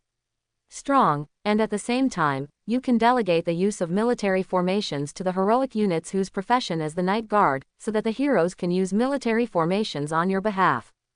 Reward the special building exclusive to the Night Guard, the Great Wall of Despair. Once the construction address is determined, it can be placed directly, and you can freely build the building in your own territory. Reward initial troops, 5th level troops, 100 Night Guards, 7th level troops, 50 Furnace Knights, legendary level troops, 1 Qian Apostle, legendary level troops, 1 Flame Knight Dragon Knight. Reward the Long Night Guards exclusive unit equipment, 100 sets of Night Watch suits, 50 sets of Furnace Knight suits, and 2 sets of Fire Knight suits. Reward a hero exclusive to the Long Night Guard series. You have obtained the legendary hero, Crimson Knight Morning Star Jonhar Peak of the Holy Realm. When the series of prompts finally ended, a solemn army of swordsmen appeared in front of Lin Ran. They are all covered in black metal light armor, wearing black cloaks, and black sheathed swords at their waists. They are all black, with only their eyes as bright as fire. Just standing there gives people a firm and warm strength. 1/3 of them were wearing heavier equipment and had a bright lantern hanging around their waists, giving them a mysterious aura. Finally, there are the 3 leading leaders, with gentle and powerful smiles on their faces. They don't look intimidating, but they are as eye-catching as a bonfire in the cold night, making people want to get closer. When Wu Wei was observing them, they immediately knelt down to him and shouted loudly, "Changye guards, see His Majesty Yanye King." Wu Wei nodded with satisfaction and said, "Get up, you are the guardians of the night, there is no need to kneel to me." As soon as he finished speaking, Wu Wei felt that a huge amount of hot energy suddenly appeared in his body, which continued to gather at his heart and instantly lit a furnace. The stove continuously radiates warm power, flowing through the whole body, making the whole body immediately warm and comfortable. Is this the furnace of life? It's such a warm power. Wu Wei sighed. At this time, under the reinforcement of the life furnace, his physical fitness soared, helping him quickly break through the 4th level. Now, he already has 3 extraordinary cores in his body. The holy glory of redemption exists in the sea of consciousness in the brain. The blood of dragon war is dissolved in the blood of the whole body, and the furnace of life is hidden in the heart. The 3 cores and the 3 extraordinary powers are distinct and do not invade each other, but they all continuously strengthen his body. Improve his strength. Within a month, his basic strength was pushed to the 4th level. Although he had little combat experience, it was amazing enough. At least no one in the entire Blue Star human race can catch up with his progress, not even half of it. This is the power of creating your own troops. Once you create them successfully, you will have almost everything. Chapter 51. The creation of the Long Night Guards greatly strengthened Wu Wei's strength, but in order to obtain as many troops as possible, he quickly decided to place the Great Wall of Despair in this barren territory to facilitate his recruitment of more Long Night Guards. Doing what he thought of, Wu Wei left the barren castle in the middle of the night with the initial Long Night Guards, and began to look for a suitable place to place the exclusive building for the reward, the Great Wall of Despair. As the name suggests, this is a building like the Great Wall. The space you need may be very large, so you have to find a spacious place. In addition, considering that I will come back in the future, I have to consider the practicality, so I can't just find an open space to put it. In the end, Wu Wei simply put down this exclusive building on the edge of the wasteland side of the territory, next to the original city wall. A section of majestic black city wall rises from the ground, just connecting with the city wall of the barony itself. It seems to have opened a branch and spread thousands of meters in the other direction, eventually forming a semicircle. This city wall has a simple shape and plenty of space. When the building was successfully put down, Wu Wei immediately knew all its functions. In addition to recruiting 100 Long Night Guards each month with a unit price of 1,500 spirit crystals, it also has the following functions. Create exclusive equipment for the Night Guard. Form an energy defense layer of life and fire attributes to protect the entire territory. All non-hour creatures that enter the territory will activate the warning of the Great Wall. If they are undead and evil creatures, they will be marked in real time. The most important feature is undoubtedly the Oath of the Night Vigil. When Wu Wei's 5th-level human swordsman recited the Night Watchman's proclamation under the Great Wall in a desperate situation, the prerequisite for the swordsman to be transformed into a Night Guard was met. At this time, as long as Wu Wei pays a conversion fee of 100 spiritual crystals each, the Great Wall of Despair will help them ignite the fire of life and gain the power of the fire of life. At this time, the swordsman will be transformed into the Evernight Guard, gaining the prototype of the extraordinary core and more powerful and comprehensive abilities, as well as promotion channels visible to the naked eye. In the future, there is the possibility of becoming an extraordinary level or even a legendary level. The most important thing is that enjoying Wu Wei's title bonus does not occupy the command point. This feature undoubtedly surprised Wu Wei. Although the Dragon-Blooded Warriors' Dragon-Blooded War Palace also has the function of converting melee troops into Dragon-Blooded Warriors, the conversion of each warrior requires the consumption of a large amount of dragon beast blood and more spiritual crystals. It is not easy to mass-produce in a short time. But the Long Night Guard is simple, the oath plus 100 spiritual crystals, rounding up is equivalent to giving it for free. Convert, must convert. Convert as many swordsmen as you have in your hand, the more, the better. Wu Wei immediately gave an order to the Sin Angel sisters who were staying close to him. Rem, go and convey my order immediately. Let all the swordsmen in the army gather here at the city wall, immediately, immediately. Yes, Holy Lord. Rem was frightened and ran away immediately. It didn't take long for the entire Baron of Bourne to become noisy. In about 20 minutes, Rhodes rushed to Wu Wei with all the swordsman types. Lord, all the swordsmen have been assembled. Please give instructions. Wu Wei glanced at the majestic phalanx of swordsmen in front of him, and the ambition in his eyes became more and more vigorous. There are more than 10,000 swordsmen. After tonight, they will become 10,000 night guards. What this means, Wu Wei gets a little excited when he thinks about it. Military formation. The most powerful force in this world will soon be in Wu Wei's hands. The exclusive military formation of the Long Night Guards, the minimum requirement is 1,000 Long Night Guards. And after these 10,000 swordsmen are converted, they will far exceed the minimum standard. I wonder if a military formation composed of 10,000 night guards can have the ability to kill gods. He couldn't wait to see it. After a while, Wu Wei, who had explained everything, asked 10,000 swordsmen to line up in a square formation around the Great Wall of Despair. John Hal, the first-generation leader of the Night's Watch in Wu Wei's setting and the hero of the sanctuary, stood proudly in front of the square formation, with a solemn expression. He will take these swordsmen to recite the oath of the Night Watch and witness the birth of a new batch of night guards. Just listen to John's deep declaration. The powerful voice spread infinitely, echoing in the dark night, and echoing clearly in the ears of every swordsman. The long night is coming, and we will keep watch from tonight. A group of swordsmen followed the chant in unison, and thousands of people chanted in unison, loud and shocking. The long night is coming, we will keep watch from tonight. X 10,000 plus. Till death do us part. Till death do we rest. X 10,000 plus. I will not wear a crown, and I will not strive for honors. I will fulfill my duties faithfully without fear of life or death. I am the guard on the Great Wall, the sword in the darkness. I am the fire that resists the cold wind, the light that breaks the dawn and the night. I am the horn that awakens the sleeping, and the shield that protects humanity. I dedicate my life and honor to the Night's Watch. It's like this tonight and every night. It's like this tonight, and it'll be like this every night. X 10,000 plus. As the swordsmen recited the last words of their oath, a warm and dazzling fire suddenly lit up on the magnificent Great Wall, illuminating the night instantly. Wu Wei saw that 1,000,000 spiritual crystals evaporated instantly on his Lord interface. The next moment, a flame ignited on the chest of every swordsman. These flames are very small, but the flames on the chests of 10,000 people combined are no less powerful than the flaming sun that lights up on the top of the Great Wall. The flame of life burned slowly, releasing firm power and carefully transforming the bodies of the swordsmen so that they could carry this extraordinary path that was different from the path of fighting spirit. This process lasted for a long time. When the transformation was completed and the flames entered the hearts of the swordsmen and were hidden, the dawn just rose on the horizon. Wu Wei looked up at the bright morning light on the horizon, and suddenly had a premonition. This dawn would be a sign that he would start his endless domination.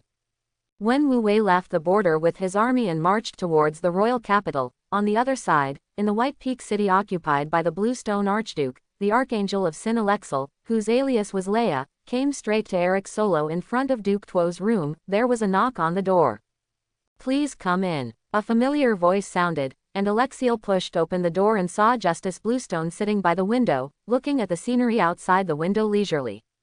There were black tea and pastries on the table in front of him, which made him look like a gentleman enjoying afternoon tea, rather than a wartime commander in charge of hundreds of thousands of coalition troops. After seeing that it was Alexel, Grand Duke Bluestone invited her elegantly and calmly. Ms. Leia, I am admiring the snow scenery of Baifeng Mountain. Do you want to come and watch it together? The flavor of Snow Mountain black tea on Baifeng Snow Summit is indeed unique. Absolutely worth tasting. Alexel smiled slightly, came to sit opposite him, and followed his gaze.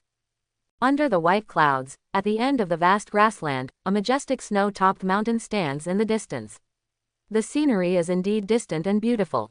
However, Alexel had no intention of appreciating it. She even expressed Eric's thoughts and broke away from his leisurely disguise. What the Duke wants to see is not the beautiful scenery of the snow-capped mountains, but the capital of the kingdom behind the mountains, right? When I was wandering, I heard a word from a friend from another world called, "Can't wait to see more." It should be used to describe the Duke's mood at this moment. It couldn't be a better fit. Hearing her words, Duke Eric was slightly startled. Then he picked up the teapot, poured a cup of black tea for Alexel, and said with a smile. "Eager to see. It's such a concise and surprisingly accurate adjective. I think your friend must come from a world with brilliant civilization and excellent culture." To be honest, I actually hate it when others try to figure out my thoughts, but for some reason, I was a little happy when the person who saw through my heart was Miss Leia. Alexel shook his head slightly, picked up the black tea and took a sip, then smiled lightly and said, "Your Majesty the Duke, please don't use your skills to seduce noble ladies on me. I came to you this time because I want to have it with you. Let's talk about something serious. Please forgive me for being frivolous, Miss Leia, I just couldn't help myself." Grand Duke Bluestone apologized with a smile, then stretched out his hand to indicate that he was listening. "Please say it, as long as it comes from your mouth, no matter it is, I will seriously consider everything." Alexiel put down the teacup and asked seriously and gently, "Has been dragged in the trade-wind grassland for so long, can the Grand Duke really keep his composure?" Eric narrowed his eyes and said nonchalantly, "The southern border has been breached by the orcs, and the troops of Prince Bor and Duke Hongye are about to arrive. What else should I be anxious about?" Alexel obviously didn't believe it. She looked into his eyes and said, "If you really trust them, Grand Duke, then I won't say more and today's conversation can end here."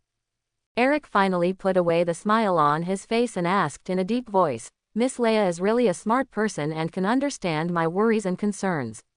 Since you said that, do you have any advice?" "It's not a great idea.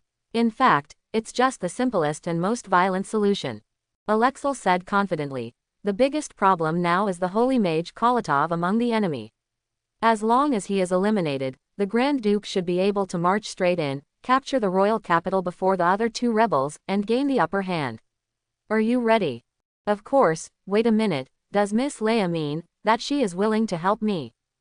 Grand Duke Bluestone realized something and stared at her with surprise on his face and asked. Alexiel raised the corner of her mouth confidently. Her grace at that moment was breathtakingly beautiful.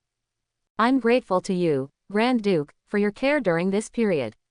If I don't show my support at this critical moment, when you seize the king's power, won't it appear that I am arrogant and have no merit? Let's do this. Grand Duke, please give me a token that can represent your identity, so that I can coordinate your army to cooperate with my actions to a certain extent. I will try it tonight. If it succeeds, Grand Duke, you should be able to achieve your goal. It's ideal. But don't transfer the army directly to my command. I said that I will never help you lead the army before formally committing my allegiance. This is my principle." After hearing what she said, Eric finally couldn't maintain his elegant aristocratic persona, and said with bright eyes, "Great. With Miss Leia wishing me, I can achieve great things." He clearly knew that Leia had at least the strength of the Holy Realm, and that such a Holy Realm-level combat power was only known to him so far. The enemy army had no way of guarding against it. If she cooperated with the army to assassinate, Kolatov would be. It is really possible for the old immortal to die. At that time, all his worries will be solved, the outcome will be decided, and there will be no need to worry about accidents. Thinking of this, he directly took out a beautiful token inlaid with sapphires and handed it to Alexiel. "This is my identity token. When I am not with you, you can ask any of my troops to cooperate with your actions and obey your command by showing this token. You can be bold in what you do tonight, and I will wait for your victory here." Alexel took the token and smiled at him. "I will definitely do my best." Both of them were laughing, but no one knew what the real meaning of Miss Leia's beautiful smile was at this moment.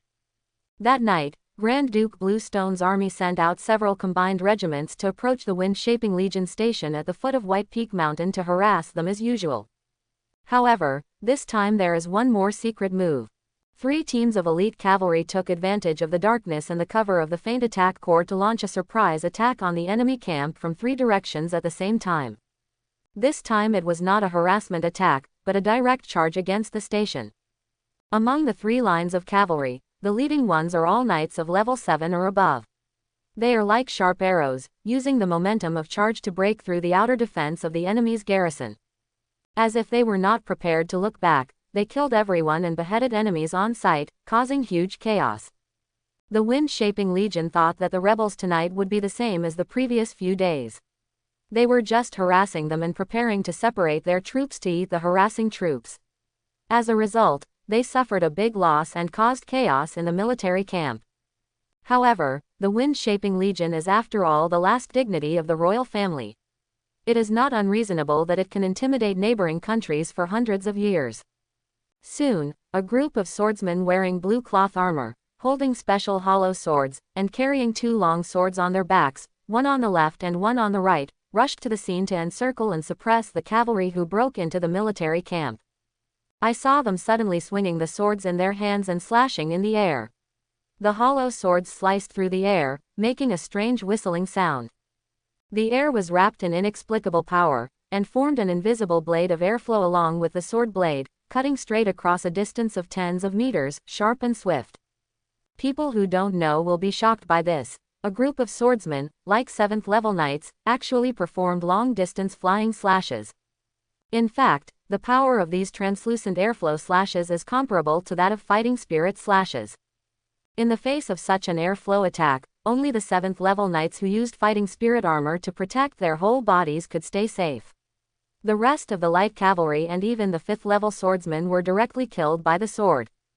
Because after the airflow blade hits the target, in addition to the initial impact, the sharp airflow will explode and penetrate through any gaps in the armor, drilling, stabbing, and cutting. So even if you use the blade in your hand to forcibly disperse the airflow blade, the target will still end up very miserable. Apart from airtight body defense, there seems to be no way to block the damage of the airflow blade. It was also because of their appearance that the momentum of the rebels raging in the military camp was curbed. Someone among the rebels exclaimed, "Strike the wind swordsmanship. It's the wind-shaping swordsman. Knights, don't be stingy with your fighting spirit and keep your fighting spirit armor." Others should avoid it and don't confront them head-on. After all, they were opponents who had been facing each other for a long time. The leader of the rebel cavalry issued warnings repeatedly. His subordinates also knew the power of the wind-shaper swordsman and did not dare to neglect. They rushed to places with many obstacles. "Run, can you run?" When the leader of the wind-shaping swordsman saw the rebels fleeing in all directions, he immediately let out a cold snort, reached out and grabbed a long sword behind his back, and threw it directly. The long sword whirled and flew out, accurately shooting a rebel cavalryman through the horse. Then he stretched out his hand and saw that the long sword flew back quickly as if it was hooked by a rope, and immediately flew away, back into his hands. The leader held a hollow sword in one hand and a long sword in the other. His body was like the wind, and he chased the other rebel cavalry while shouting, "Chase! Don't let anyone go!" After receiving the order, the wind-shaping swordsmen quickly dispersed and each pursued the fleeing rebels. Their speed was actually 1 minute faster than ordinary war horses. Seeing the wind-shaper swordsmen take action, the other soldiers in the barracks finally calmed down, stopped panicking, and began to assist in the search in an orderly manner. No one knew that a strong man from the Holy Domain had already taken advantage of the chaos to sneak into the military camp. Alexiel, who was hiding in the dark, saw the appearance of the wind-shaping swordsman, but in her opinion, there was nothing incomprehensible about this prestigious unit. It is nothing more than a special unit with long-range attack capabilities that is combined with wind-attributed enchanted weapons and wind-attributed magic swordsmanship. The actual level has only just reached the 6th level. When the numbers increase, it is indeed a trump card that cannot be ignored for this country, but it is nothing more than that. Compared with the dragon-blooded warriors created by the Holy Lord, it is really inferior. She quickly ignored him, and her slim body wandered in the dark night like a ghost, looking for the target. At the moment, completing the Holy Lord's mission was the most important thing. In the center of the wind-shaping core camp, the surrounding torches and bonfires illuminated the place brightly. This place is heavily defended. There is a clear post every 10 steps, a hidden sentry every 5 steps, and teams of guards patrolling back and forth. Even a fly may not be able to fly in. What is protected by layers is a spacious wooden house, simple but exquisite, with all facilities available, which is in sharp contrast to the surrounding military tents. One look and you can tell that there must be a big shot living inside. In fact, this is indeed the case. In the wooden house at this moment, an old man wearing a mage's robe was concentrating on writing a magic scroll in front of the wooden table. It seemed that the noise from the outside world could not disturb his state of mind at all. It wasn't until a white illuminating light ball suspended by the table suddenly fluctuated that the old man was slightly startled and put down the magic writing pen in his hand. The old man sighed, picked up the long-handled staff leaning against the table, stood up slowly, and said as if to himself, "I really didn't expect that a mere Duke of Bluestone could actually ask a strong man from the Holy Realm who has the ability to control space to take action. It's a pity that all the barriers I set up outside the house were in vain." In the darkness in the corner of the house, Alexiel slowly walked out of the shadows. She looked at the calm old man and asked with a somewhat inexplicable expression, "Now that you have found me, why don't you call for help or run away? Do you think you can compete with me at this distance?" Kolatov, the holy mage who has lived for thousands of years, smiled and shook his head, and said slowly like a sage who has seen through everything, "I just know clearly that when you quietly enter my magic workshop after that, all resistance has lost its meaning. No one in this camp can save me from your hands, including myself." Alexiel was moved by his answer and even couldn't help but praise. There are very few people who can face death so calmly. "Mr. Mage, you are one of them." The old mage said faintly, "I have lived long enough. For an old guy like me, death is just a deep sleep that I have been waiting for a long time but have never experienced." As he said that, the old man looked at the beautiful lady in front of him who was about to assassinate him, with an inexplicable light in his eyes. What pure and clear eyes! I saw a noble and holy soul in them. I can't imagine how majestic a person like you must be to be loyal to someone like you. I just hope he is a wise king, can lead this country to new life. The only regret is that I failed to protect this country for the late king." Alexiel narrowed her eyes slightly and asked aloud, "Do you know that I am not from the Grand Duke of Bluestone?" The old mage laughed, confident and sure. "How can a person blinded by desire for power and greed be worthy of being a powerful monarch like you? In front of your real master, that guy should be just a person being used." "Poor thing, right." Alexiel put her hand on the long sword at her waist and slowly drew out the blade. She felt a little emotional in her heart. This wise old man wanted to die. At the same time, he said in a deep voice, "Do you know, I didn't have to kill you, as long as you were no longer a threat. After seeing you, I even came up with the idea of letting you serve my lord. It's a pity that you said something you shouldn't have said. Since you are determined to die, then I will help you." As soon as he finished speaking, a clear sword cry sounded in the wooden house. In an instant, the magic light went out. At this time, the rebels in Bai Fang's territory had completed their assembly. Duke Eric of the Bluestone put on a military uniform and rode on the back of his mount, the blue crystal flying dragon, waiting for something quietly in front of thousands of troops. It wasn't until a distant flute suddenly sounded in the distance that his eyes suddenly opened. I saw him pulling out the long sword from his waist, raising the sword high, and giving an order. "All attacks." Hundreds of thousands of troops immediately took action, turned from static, and began to march towards the foot of Baifeng Mountain.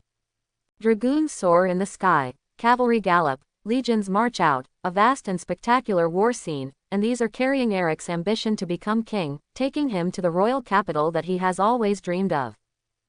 At this time, the Wind-Shaping Legion was in mourning. The Legion commander, the head of the Wind-Shaping Swordsman Regiment, and 2 dragon knights under the royal family all gathered together. The expressions on their faces were all heavy, because they had just learned that their greatest support, Lord Kolatov, the chief mage of the kingdom and the mage of the sanctuary, had been assassinated under heavy protection. Seriously injured and in a coma, he can no longer preside over the release of the forbidden spell. The 10,000 members of the kingdom's royal mage corps are now only 10,000 mages. Without its greatest deterrent weapon, the defenseless Wind-Shaping Legion would never be able to compete with the Bluestone Grand Duke's main rebels. This is a fact that everyone understands. They had already come to their senses and no longer struggled to find out who attacked Master Kolotov, because it was meaningless. The news of a military incident also left them no time to think about other things. Report, Lord Commander, there are a large number of rebels approaching us from the direction of Baifeng. We can confirm that Duke Bluestone's rebels have already dispatched their entire army. Several commanders looked at each other, and the atmosphere was somewhat silent for a moment. After a while, a dragon knight broke the silence. Everyone, let's make a decision. Should we retreat back to the royal capital to defend ourselves, or should we face the enemy head-on here? This is a dilemma. If you retreat, you will be surrounded by Baifeng Mountain and a large area of woodland. The marching speed will definitely not be as fast as the rebels. You don't need to think about it to know that the army will soon be overtaken by the rebels, and then they will chase and fight them all the way. If we fight back, how many of these 100,000 troops will be left by the time they reach the royal capital? Facing the enemy head-on is also a dead end, but it's not as frustrating. Soon, the leader of the wind-shaping swordsman regiment, Musamid Shifang, stood up and laughed boldly. Retreat. Ha ha ha, don't be ridiculous. There is always only the indomitable wind, not the fleeing wind. Shaping. The wind swordsmen don't know how to defend the city, the plain is our home ground. You escort Master Kolotov back to the capital, and we will fight this battle. Everyone was silent. Although they were unwilling to admit it, this was indeed the best way at the moment. The 10,000 wind-shaping swordsmen are the soul of this legion. Only the exclusive military formations they control can compete with the rebel group of Duke Bluestone and buy time for other troops to retreat. If the main force of the legion withdraws to the royal capital, there will still be a glimmer of hope for the future, but the fate of the wind-shaping swordsman regiment can be predicted. This legendary legion will be eliminated after this battle. I would like to ask, can the wind-shaping army be called the wind-shaping army without the wind-shaping swordsman? No one is willing to tell this answer, but as the commander-in-chief of the legion, Howard must speak. Just listen to his heavy order. The leader of the wind swordsman regiment, Musamid Shifang, obeys the order. I order you to lead all the members of the wind swordsman regiment to take the initiative to attack the rebel army in the Tradewind grassland and prevent them from continuing to march towards the royal capital. Quote. Got the order. Musamid hit his chest hard twice, then turned around and ran away without looking back. Howard also resisted the urge not to look at the departing figure of his decades-old friend and continued to give orders loudly. The rest of the troops listen to the order and the whole army retreats. Yes. Soon, the wind-shaping legion's camp was torn into two parts. A night wind blows towards the grassland, generous, heroic, and as free as the wind. Like a firefly thrown into the forest, grief and silence carry the last hope of this kingdom. Legion Commander Howard knows that if we say goodbye tonight, we will be separated by life and death.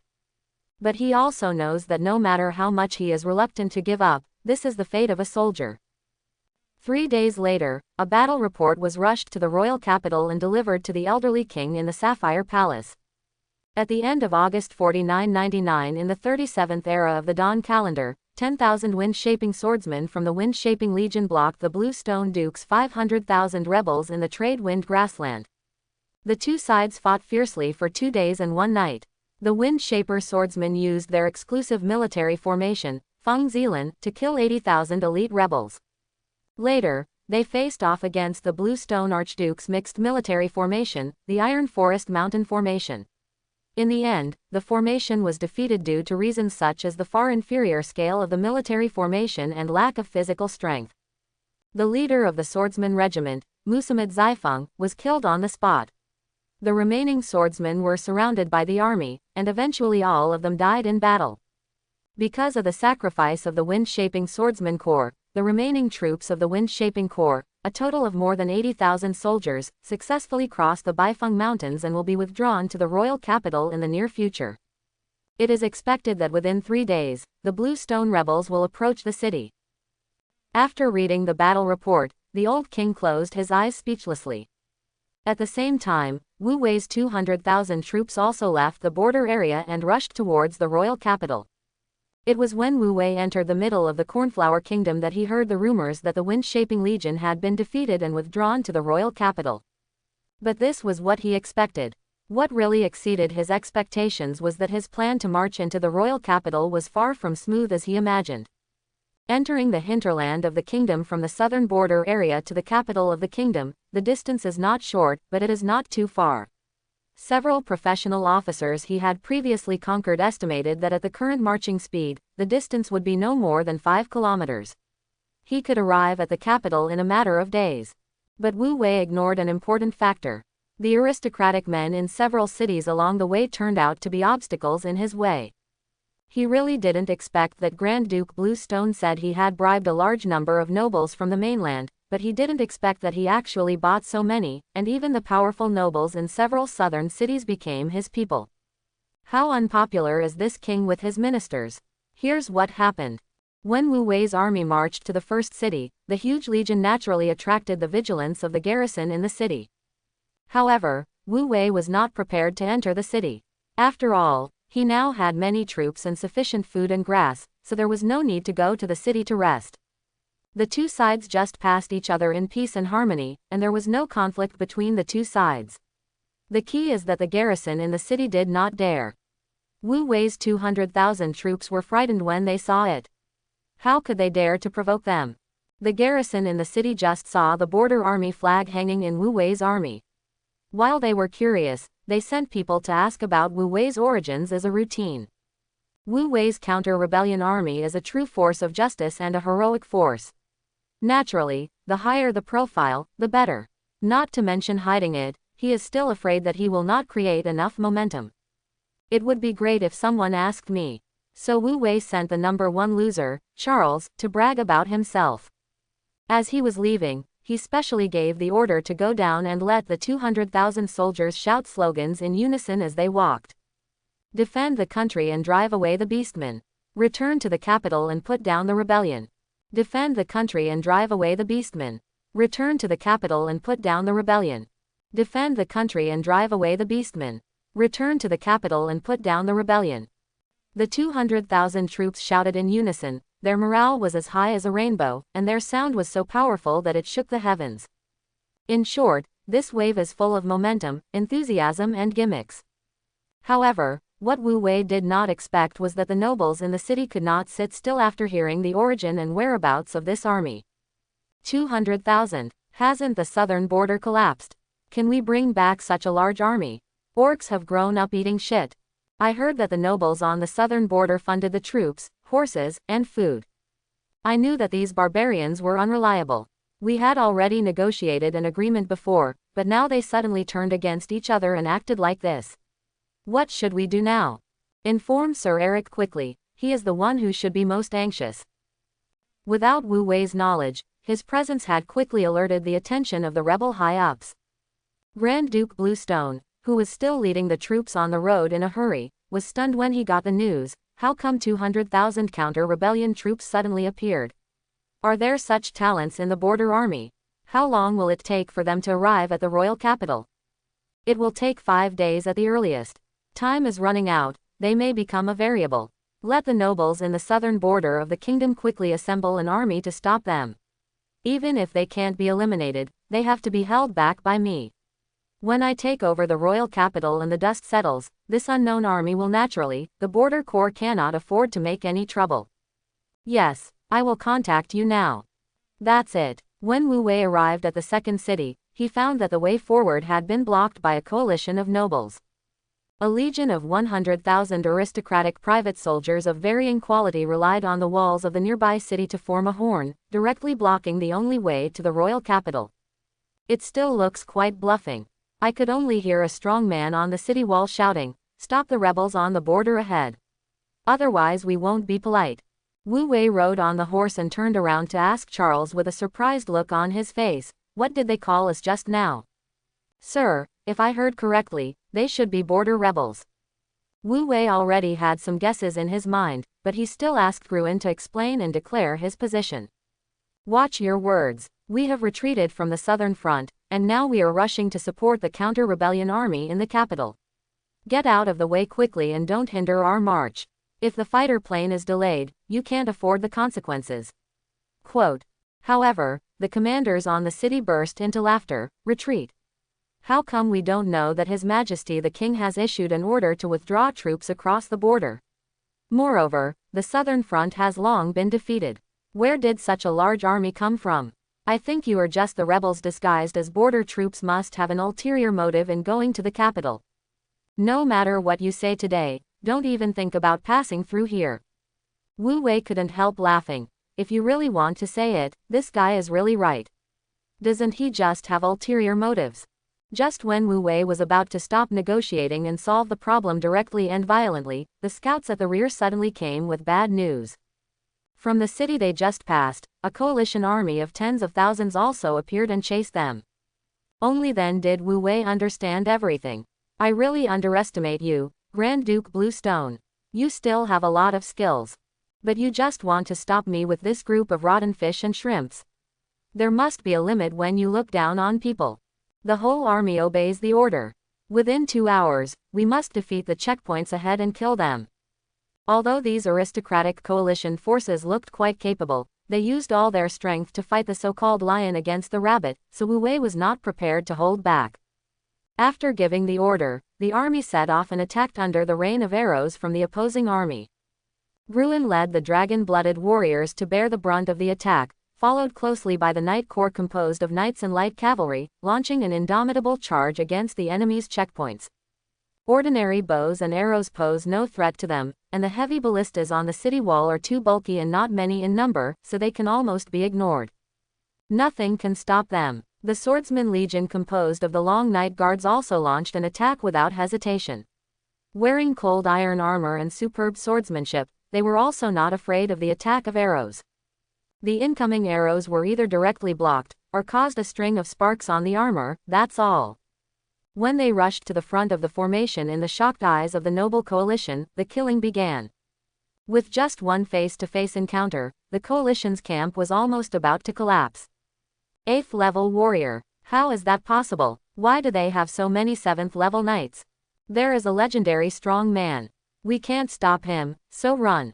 I also have a legend here. What's going on with these swordsmen? How can they be so strong? Why are there flames on their swords? There were too many things in Wu Wei's army that were beyond their imagination, so that their front quickly collapsed under the fierce offensive, leaving Wu Wei's soldiers to rush and kill wantonly among the coalition forces. The long-range troops on the city wall looked at the enemy and ourselves fighting together. They didn't know what to do for a while. They could only provide scattered shooting support, but with little effect. There was also a thundering dragon roar in the key sky, and a giant lava dragon with its body burning with flames descended from the sky.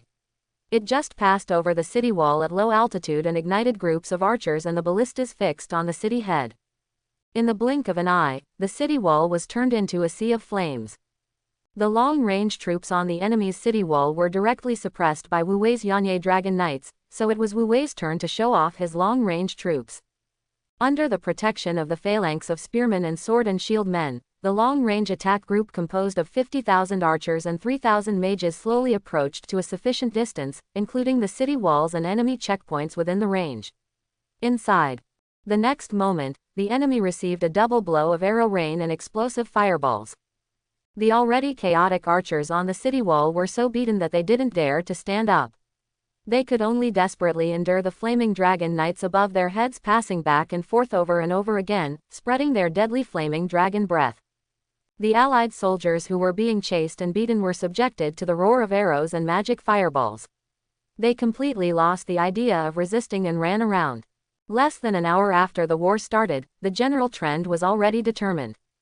Dragon Blood Venerable Gruen and the legendary swordsman Xian Apostle who had just joined a few days ago no longer even attacked ordinary soldiers. Instead, they searched for the commanders in the coalition and killed or captured them one by one. In this way, the noble coalition army could not survive from top to bottom, and was quickly defeated. The time spent was actually shorter than the 2 hours budgeted at the beginning. It can only be said that these guys are really bad at it. The combat effectiveness of the 100,000 coalition troops is not even comparable to that of Avis County in the border area. The battle soon came to an end. Those who dared to resist were killed directly. Those who could be captured were captured. Some deserters who were lucky enough to escape did not need to worry about them. There is no doubt that this is a clean and crushing battle. Wu Wei rode onto the battlefield like a king who conquered everything, and calmly issued new instructions. Open the city gates and shut the prisoners in. Pull a group of archers and mages onto the city wall. The other armies occupy the area outside the city and form a concave formation. Let's stand in formation and welcome new friends. By the time a coalition of 50,000 nobles from the rear cities arrived, 3 hours had passed since the battle ended, and it was almost dusk. The scene in front of them was completely different from what they had imagined, so much so that several coalition commanders broke out in cold sweat after being stunned. According to their estimates, this army from the border should be blocked in front of the checkpoint and locked in a fierce battle. When they arrived, they would be able to attack them from both sides, making them vulnerable to enemies from both sides and unable to take care of both the head and tail. If everything goes well, they can directly eat up this army and complete a glorious record of defeating more with less. No wonder they were arrogant. After all, in their eyes, Wu Wei's army was just a defeated army that had escaped from the front line. Who could have known that this was actually a powerful army of crouching tigers, hidden dragons? Seeing the border regiments setting up battle formations and quietly waiting for their arrival, the coalition commanders, no matter how stupid they were, knew that the situation had exceeded expectations and that their current situation was very dangerous. Stop. Stop it quickly. Everyone retreat in an orderly manner. Retreat quickly. Wu Wei stood on the city wall and saw the panicked pursuers. He couldn't help but reveal a playful smile. You still want to run away at this time?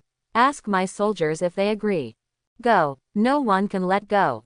With an order, the battle formation that had been arranged long ago quickly shrank, making dumplings out of this group of enemy soldiers who had foolishly barged in. A high-pitched dragon roar was like an attack signal, and all the soldiers began to close the encirclement and unleash their firepower wantonly on the unlucky ones in the center. Seeing the brutal one-sided battle below the city, Wu Wei couldn't help but sigh. Originally, I never thought about expanding our troops. There are already a lot of 200,000 troops. I didn't expect such an unexpected surprise. What else can I say? Thank you Duke Bluestone for your gift.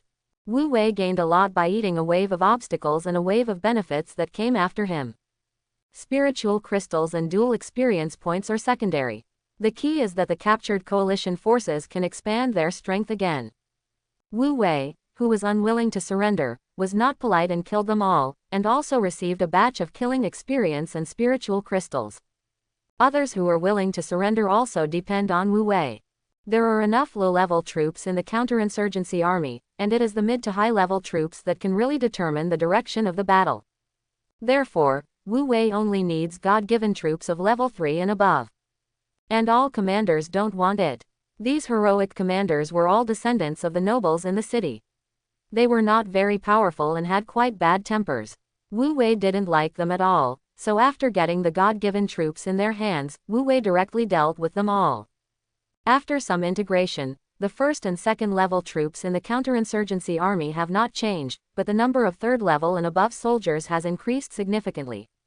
The number of archers was increased by 15,000, now totaling 65,000. The number of great axemen increased by 5,000 and is now 15,000. The number of light cavalry increased by 8,000 and now stands at 28,000. Collect 3,000 swordsmen and form a new team to separate them from the 10,200 knight guards. There are 1,000 new mages, and now there are 4,000. The number of knights increased from 600 to 700. After 2 battles, Wu Wei's army not only did not lose much strength, but also added more than 32,000 troops, once again improving its overall strength. Wu Wei now has more than 230,000 troops in his hands, and they are of high quality, far more capable than ordinary legions. Not only that, he also captured a city. It's a pity that he didn't have time to go in and search, so he only roughly took away the military rations stored in the city. There was nothing he could do. Although he made a lot of money, it also delayed him for more than a day, and his time became increasingly tight. And Wu Wei had a hunch that there must be other obstacles waiting for him ahead. All armies obey orders and advance at full speed. 3 days later, Wu Wei led the large army to march day and night and passed through 3 more cities. Unsurprisingly, the nobles in these cities were also secretly bribed by Grand Duke Bluestone. Although they learned about the strength of the counter-rebellion army and did not dare to confront Wu Wei, they resorted to harassment tactics and tried their best to delay Wu Wei's march. Wu Wei was indeed affected by them and could not march any faster. The embarrassing thing is that even if he chooses to take a detour, it will also greatly extend the time for the army to reach the royal capital. The noble coalition also hoped that he would take a detour, which would not only achieve his goal but also eliminate the need to waste troops. Angrily, Wu Wei finally made a cruel decision. Siege the city. Massacre the city. Kill the chicken to scare the monkey. These inner cities have become accustomed to peace. The combat effectiveness of the defenders is far inferior to that of the territorial cities on the border. Moreover, there are not even legendary strong men in the city. Even the city walls are not very high. For Wu Wei now, he really wants to fight. It actually doesn't take much effort to get down. The two legendary powerhouses and the Yanyi Dragon Knight interfered with the defenders at the top of the city. Then Wu Wei's army pressed forward, raining arrows and fireballs to counter-suppress the defenders at the top of the city. The extraordinary troops concentrated their assault and penetrated the enemy's headquarters, opening the door neatly. City Gate. After some operations, the enemy troops were taken away in a wave without even reacting. Then Wu Wei began to show his iron-blooded methods. It was said to be a massacre of the city, but naturally it was not meant to kill the civilians in the city. After using all their strength to quickly conquer the city, Wu Wei's army, while preaching the slogan of wiping out the rebels, found all the managers and nobles in the city, sparing no one. Anyway, if you dare to stop this righteous army led by Wu Wei, and accuse them of betraying the kingdom and forming a faction to rebel, they will not run away. This is a serious crime of decapitation everywhere, and it is justified. Under the watchful eyes of the whole city, these rebel leaders were taken to the city square, sentenced in public, and beheaded in public. That day, hundreds of heads of noble lords flew into the sky. There was a river of blood in the square, and I'm afraid it wouldn't be clean even if it took 3 days.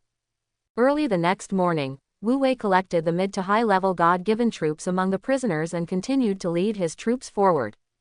Passing through the fourth city, the defenders dared to harass and block them. Wu Wei was not polite and attacked the city again. The same brutal 3 companies killed all the nobles in the city and made rivers of blood flow. On the third day, passing through the fifth city, we could already see that the defenders did not dare to send out any more harassing troops. It seemed that Wu Wei's previous behavior of massacring 2 cities in succession really scared the nobles in the city, and now they are also hesitant to provoke them. Wu Wei, the god of death. However, Wu Wei gave them no room to hesitate. Before the defenders responded, Wu Wei had already attacked the city with his army without saying a word. After slaughtering another city of nobles, the noble alliance was finally completely frightened. When passing through the 6th city that must be passed through, flowers and banners have been hung on the city walls. I wish the counter-insurgency army will suppress the rebellion and return victoriously. Very good, this is the attitude Wu Wei wants to see. I believe that in the future, there won't be any short-sighted guys who dare to use Mantis as a car. The only pity is that due to their influence, Wu Wei's army arrived at the royal capital a few days later than initially expected. When he arrived, he learned that Grand Duke Bluestone had broken through the last defenders of the royal capital and successfully captured the royal city. Just missing this step, Wu Wei's plan had to make key adjustments. After some simple thinking, Wu Wei quickly made a decision. If you can't become a hero who saves the country or a general who protects the country, then you can only learn from Dongzhou and hold the emperor hostage to order the princes. In early September of the 37th era of the Dawn calendar, 4999, a rebel group headed by Duke Bluestone arrived at the capital of the Cornflower Kingdom and launched an attack that day. The 150,000 defenders of the royal capital defended the capital for 2 days and 1 night, and finally collapsed under repeated attacks by the rebels. One of the 2 royal dragon knights guarding the royal capital was surrounded and killed by 3 dragon knights under Grand Duke Bluestone while defending the city. The other, under the king's orders, attempted to take the eldest prince to escape from the royal capital and retain a trace of the royal flame. However, they were noticed in advance by Grand Duke Bluestone.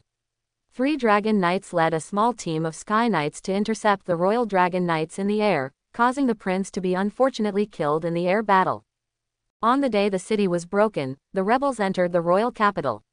The nobles of the royal capital collectively surrendered to the Grand Duke Eric Solito of the Blue Stone, and cooperated with the rebels to invade the Sapphire Palace, killing the king and blood-bathing the royal family members. That night, blood flowed into the Sapphire Palace, and all the royal family members, princesses, and guards and maids in the palace were killed. Only the 15-year-old Princess Ishariel Cornflower escaped from the palace and disappeared. Grand Duke Bluestone was furious because of this and issued an iron order to blockade the entire city. The remaining members of the royal family were wanted across the country with a reward of 1 million. Anyone who knows but fails to report will be killed.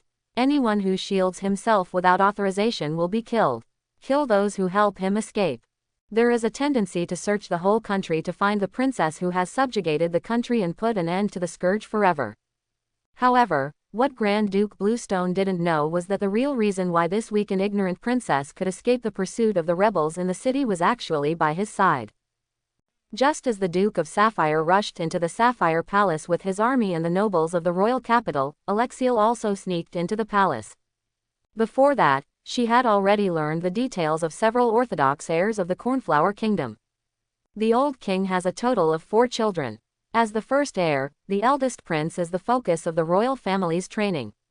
He has been unanimously recognized for his modest personality and good abilities. Unfortunately, he failed to escape and died in the hands of the rebel dragon knights. As a marriage partner, the eldest princess has already married the prince of the neighboring kingdom of Mater. She is already an outsider and is not in the Cornflower Kingdom at this time. The second prince was brave and good at fighting, but unfortunately he was also killed half a month ago while leading troops to fight against the rebels of Duke Hongye. Now there is only the youngest princess left in the palace, Ishariel Cornflower. After discussing with Wu Wei, Alexiel quickly set his sights on the little princess. Alexiel, who has mastered the extraordinary core of the space system, the holy glory of the sky, really wants to hide her whereabouts. I believe no one will be able to detect her existence. However, when the royal family knew that the city's destruction was inevitable, they would definitely hide the little princess, and they were not even sure whether she was still in the palace. Finding her before the rebels discover her is Alexiel's only problem at the moment. Fortunately, she is not without means to deal with this situation. I saw her hiding in the dark, stretching out her 2 fingers to point between her eyebrows, closing her eyes, and her huge spiritual power spread out like a tide, penetrating all the way, exploring the secrets of the entire palace. The holy glory of the sky-space perception. Relying on the perception ability enhanced by her skills, she quickly noticed a secret underground network under the palace. Not only can it be used as an emergency escape, but it can also house people and hide people, and can even lead directly outside the royal capital. At this time, poor little Princess Ishariel was hiding in this tunnel space with her personal guards, shivering. Seeing this, her heart moved, but she was no longer in a hurry to save her. Disappearing in a flash, Alexiel teleported to a hidden area outside the city and met with the dragon-blooded warriors who had long been hiding here. As early as a few days ago, Alexiel followed Wu Wei's order and teleported the 50 dragon-blooded warriors and their leader Hegnev, who were on standby in the Shimmer territory, to the king's palace one at a time and dozens of times. All nearby. Originally they were going to be a surprise force when Wu Wei and Grand Duke Bluestone's army went to war, but now that Wu Wei's army has not arrived yet, they can be put to a new use. After Alexiel told her plan, Hegnev thought about it and decided to do what she said. In that case, I'll take a trip. On the second day after Grand Duke Sapphire bloodbathed the Sapphire Palace and issued a wanted order, the underground passage network of the palace was discovered. Mozana Shifeng, the captain of the Princess Guard, who was dressed in military uniform and had a beautiful and heroic face, suddenly noticed some movement coming from the tunnel. She quickly woke up the guards around her and woke up the sleeping Princess Yi with tears on her face. Shariel. Your Highness Princess, Your Highness Princess. Wake up. The subjugated princess, who was as cute as a doll, didn't sleep deeply and woke up as soon as she moved. What's wrong, Sister Mozana? Have the enemies discovered us? Don't worry, not yet, but I seem to have heard some movement. I suspect that the enemy may have discovered the entrance to a certain tunnel, the young but reliable head guard explained calmly, and then immediately said. This tunnel may no longer be safe. Your Highness, I think we should leave. Only by escaping from the royal capital can we have a chance of survival. The innocent little princess was so well protected in the past that she had no opinion at all when it came to things. Moreover, she suffered a sudden change. She was still immersed in sadness and her mind was muddled. Naturally, she listened to whatever was said and immediately nodded and said, "Okay, let's go quickly." The group of people made a decision and immediately fled in the direction leading to the outside of the royal capital. Relying on being alert in advance, they did not encounter any trouble until they came out of the tunnel, but they were quickly discovered after leaving the tunnel. After all, the entire royal capital is now owned by Grand Duke Bluestone, and he has ordered the city to be sealed off and the entire city to be strictly investigated. No matter how careful they are, they will inevitably be discovered. Who is that person in front of me? Stop, a bunch of women. It's Princess Ishariel. Hurry up and chase them. We must not let them run away. A group of cavalry patrolling outside the city soon discovered the princess and her party. They were surprised and immediately chased after them excitedly, not forgetting to send someone to report to the superiors. Naturally, they couldn't outrun the cavalry with 2 legs, not to mention that there was a burden among them. Seeing that they were about to be overtaken, the captain of the guard gritted her teeth and stopped instantly. I saw her drawing out the special sword from behind and giving an order loudly. "Take the princess first and leave this place to me. Take the princess first and leave this place to me." As soon as she finished speaking, she struck out with her sword with all her strength. The blade made a sharp sound in the air, and instantly cut out a translucent airflow blade, whistling and slicing towards the chasing cavalry. No, it's the wind attack swordsmanship. The pursuing team leader was so dazzled by the bounty that he rushed so fast that he had no time to escape. He and several cavalrymen around him were knocked off their horses by this sword and died on the spot. Only 3 horses could not stop their momentum and were still galloping forward. They just ran past Mozanna and stopped in front of the princess and several female guards. Mozanna didn't even look back, staring at the cavalry chasing after them not far away, and continued to urge. "You get on your horse and take the princess away. I'll hold them back for a while." The female guards looked sad, but they obeyed the order, controlled the 3 horses, and tried to pull the princess onto the horse. However, Her Royal Highness the Princess, who had lost everything overnight, finally couldn't bear it anymore. She cried and shouted, "No, let's go together. I don't want to lose you again, Sister Mozanna. If you are no longer here, I will definitely collapse. Without you here, I really can't move forward. Please, don't leave me." Hearing her pitiful cries, Mozanna felt her heart twisting, but she had no choice. This was the only choice. Except for her, no one can stop the pursuers and buy time. The result of running together is to die together. Thinking of this, she turned to look at the princess, showed a relieved smile, and said goodbye to her with tears. "Come on, little fool, you have always been brave, haven't you? You must learn to walk alone on the next road." After saying that, she turned around suddenly, drew out the other sword on her back, and faced the chasing cavalry. Princess Ishariel's expression suddenly stopped. She just stared blankly, letting herself be carried on the horse by the guards, and walked away. The large force of cavalry quickly caught up with them, and Mozanna only had time to kill 2 more cavalry before she was surrounded by the large force, including several knights and a 7th-level knight leader. "Look, a pretty chick. You go and bring the princess back. I want to have some fun with this lady. All you want is the princess, we can do whatever we want with the others. Hee hee. Be careful and catch her alive. I haven't let off steam since the war started. I have to play with her to death today." Several of this group of pursuers were obviously heroic units activated by the local human race. They surrounded her and started to talk filthy words, as if they had already eaten her. Mozanna gritted her teeth when she heard this, thinking that even if she died, she would not fall into the hands of these people. However, what she was most worried about was the cavalry who bypassed her to chase the princess, and she was extremely anxious. "If you are still worried about others, come over and play with us. Don't worry, we won't let you die before you have enough fun." A knight commander saw her distracted and immediately slashed out with his sword, his fighting spirit surging. Mozanna had nowhere to hide, so she could only block with her swords, but was forced to kneel on the ground by the force of the sword. Strength was never the wind swordsman's strong point, not to mention she was still a girl. Even so, she was still unwilling to give in, holding on to the opponent's sword, looking for an opportunity to die with any of them.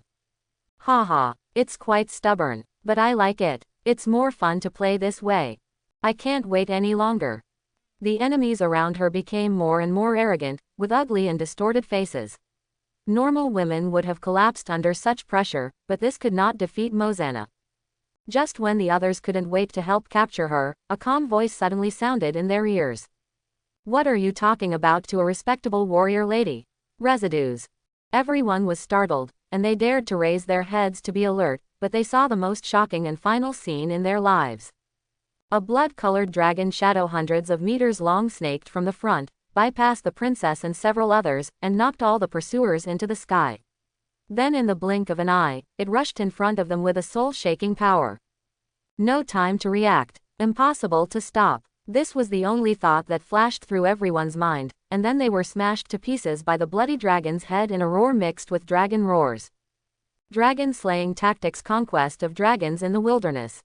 Mozanna only felt a light touch on her hand. When she looked up, she was stunned when she saw the scene in front of her. She saw a winding bloody dragon surrounding her, surrounded by stumps and severed limbs, but not a trace of blood. The giant blood-colored dragon looked a bit abstract. At this time, it was like a river of blood-colored flames, shrinking continuously and converging on the arm of a bold and smiling man in front of him. She swore that she had never seen such a powerful person, not even in the Holy Domain Mage Kolatov and the Holy Domain Dragon Knight Commander Lollard. Although he has a warm smile, he seems to be the center of the world. If you look at him twice, it seems as if the whole world is pressing down on you. It's extremely scary. This is definitely a strong man from the Holy Realm. Thinking of this, Mozanna was overjoyed. Although I don't know who he is, if a strong man from the Holy Domain takes action, Her Royal Highness the Princess will be saved. Miss, I appreciate your loyalty and courage, but now is not the time to stare at me. Come with me. My master wants me to protect Her Royal Highness Princess Isariel, and this is far from here. To a safe zone.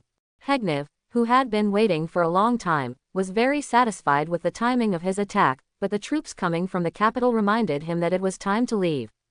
Mozanna woke up immediately and quickly followed his pace. After catching up with the princess, Mozanna discovered that a group of powerful warriors were surrounding Princess Isariel, escorting them all the way. He was obviously just trotting at a steady pace, but he was able to catch up with the galloping horses.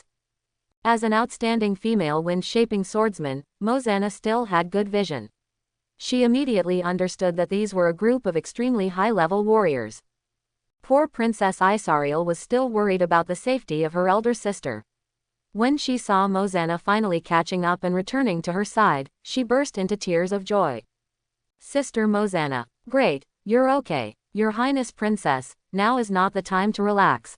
Please hold on a little longer. Yes, I will. Isariel nodded vigorously and stopped talking. In this way, under the protection of Hegnev and 50 dragon-blooded warriors, Princess Isariel, the last bloodline of the Cornflower royal family, and her personal guards fled all the way, initially breaking out of the rebel encirclement. But Duke Eric was obviously unwilling to let her go just like that. Not long after he ran out of the encirclement of the royal capital, Hegnev suddenly noticed something. He turned around and looked far into the distance, only to see 3 knights riding giant dragons chasing him quickly from the sky. A brass dragon knight, a copper dragon knight, and a chrome dragon knight. And behind them, there were more than a dozen sky knights. Lowering his gaze again, the densely packed rebel cavalry also charged towards them, stirring up large clouds of smoke and sand on the ground. It came pretty quickly. Seeing this, Hegnev did not panic. The strong strength gave him enough confidence. Even if there were strong men from the Holy Realm among the pursuers, he might not be able to move him. When the 3 rebel dragon knights approached quickly, one of them immediately made a dive, while the other 2 flew forward, preparing to land to intercept. However, Hegnev suddenly stood up and turned around. Infinite blood energy erupted from his body, transforming into a ferocious dragon shadow beside him. As he turned around, he instantly threw the dragon-slaying spear into the sky. The spear was so fast that when it was released, it caused a deafening sonic boom, faintly mixed with the dragon's roar. Moreover, the gun shoots out like a cannon, followed by a blood dragon, bombarding the sky at a speed that the brain cannot react. Dragon slaying tactics. The sky collapses. The swooping chrome dragon knight was still launching an impact 1 second, and was directly blasted to pieces by a strong force the next second. The dragon's powerful body, solid dragon scales, and indestructible dragon demon fighting spirit seemed to have completely lost their effect under this blow, like paper. The chrome dragon was blown away by a single shot, and most of its body was blown away, while the knight on the dragon's back turned into a bloody mist. After killing a noble dragon knight with one blow, the bloody dragon shadow appeared in the sky. After quickly sucking up the blood of the dragon corpse, it circled down again, holding the dragon-slaying gun in its mouth, and returned to its master, beside.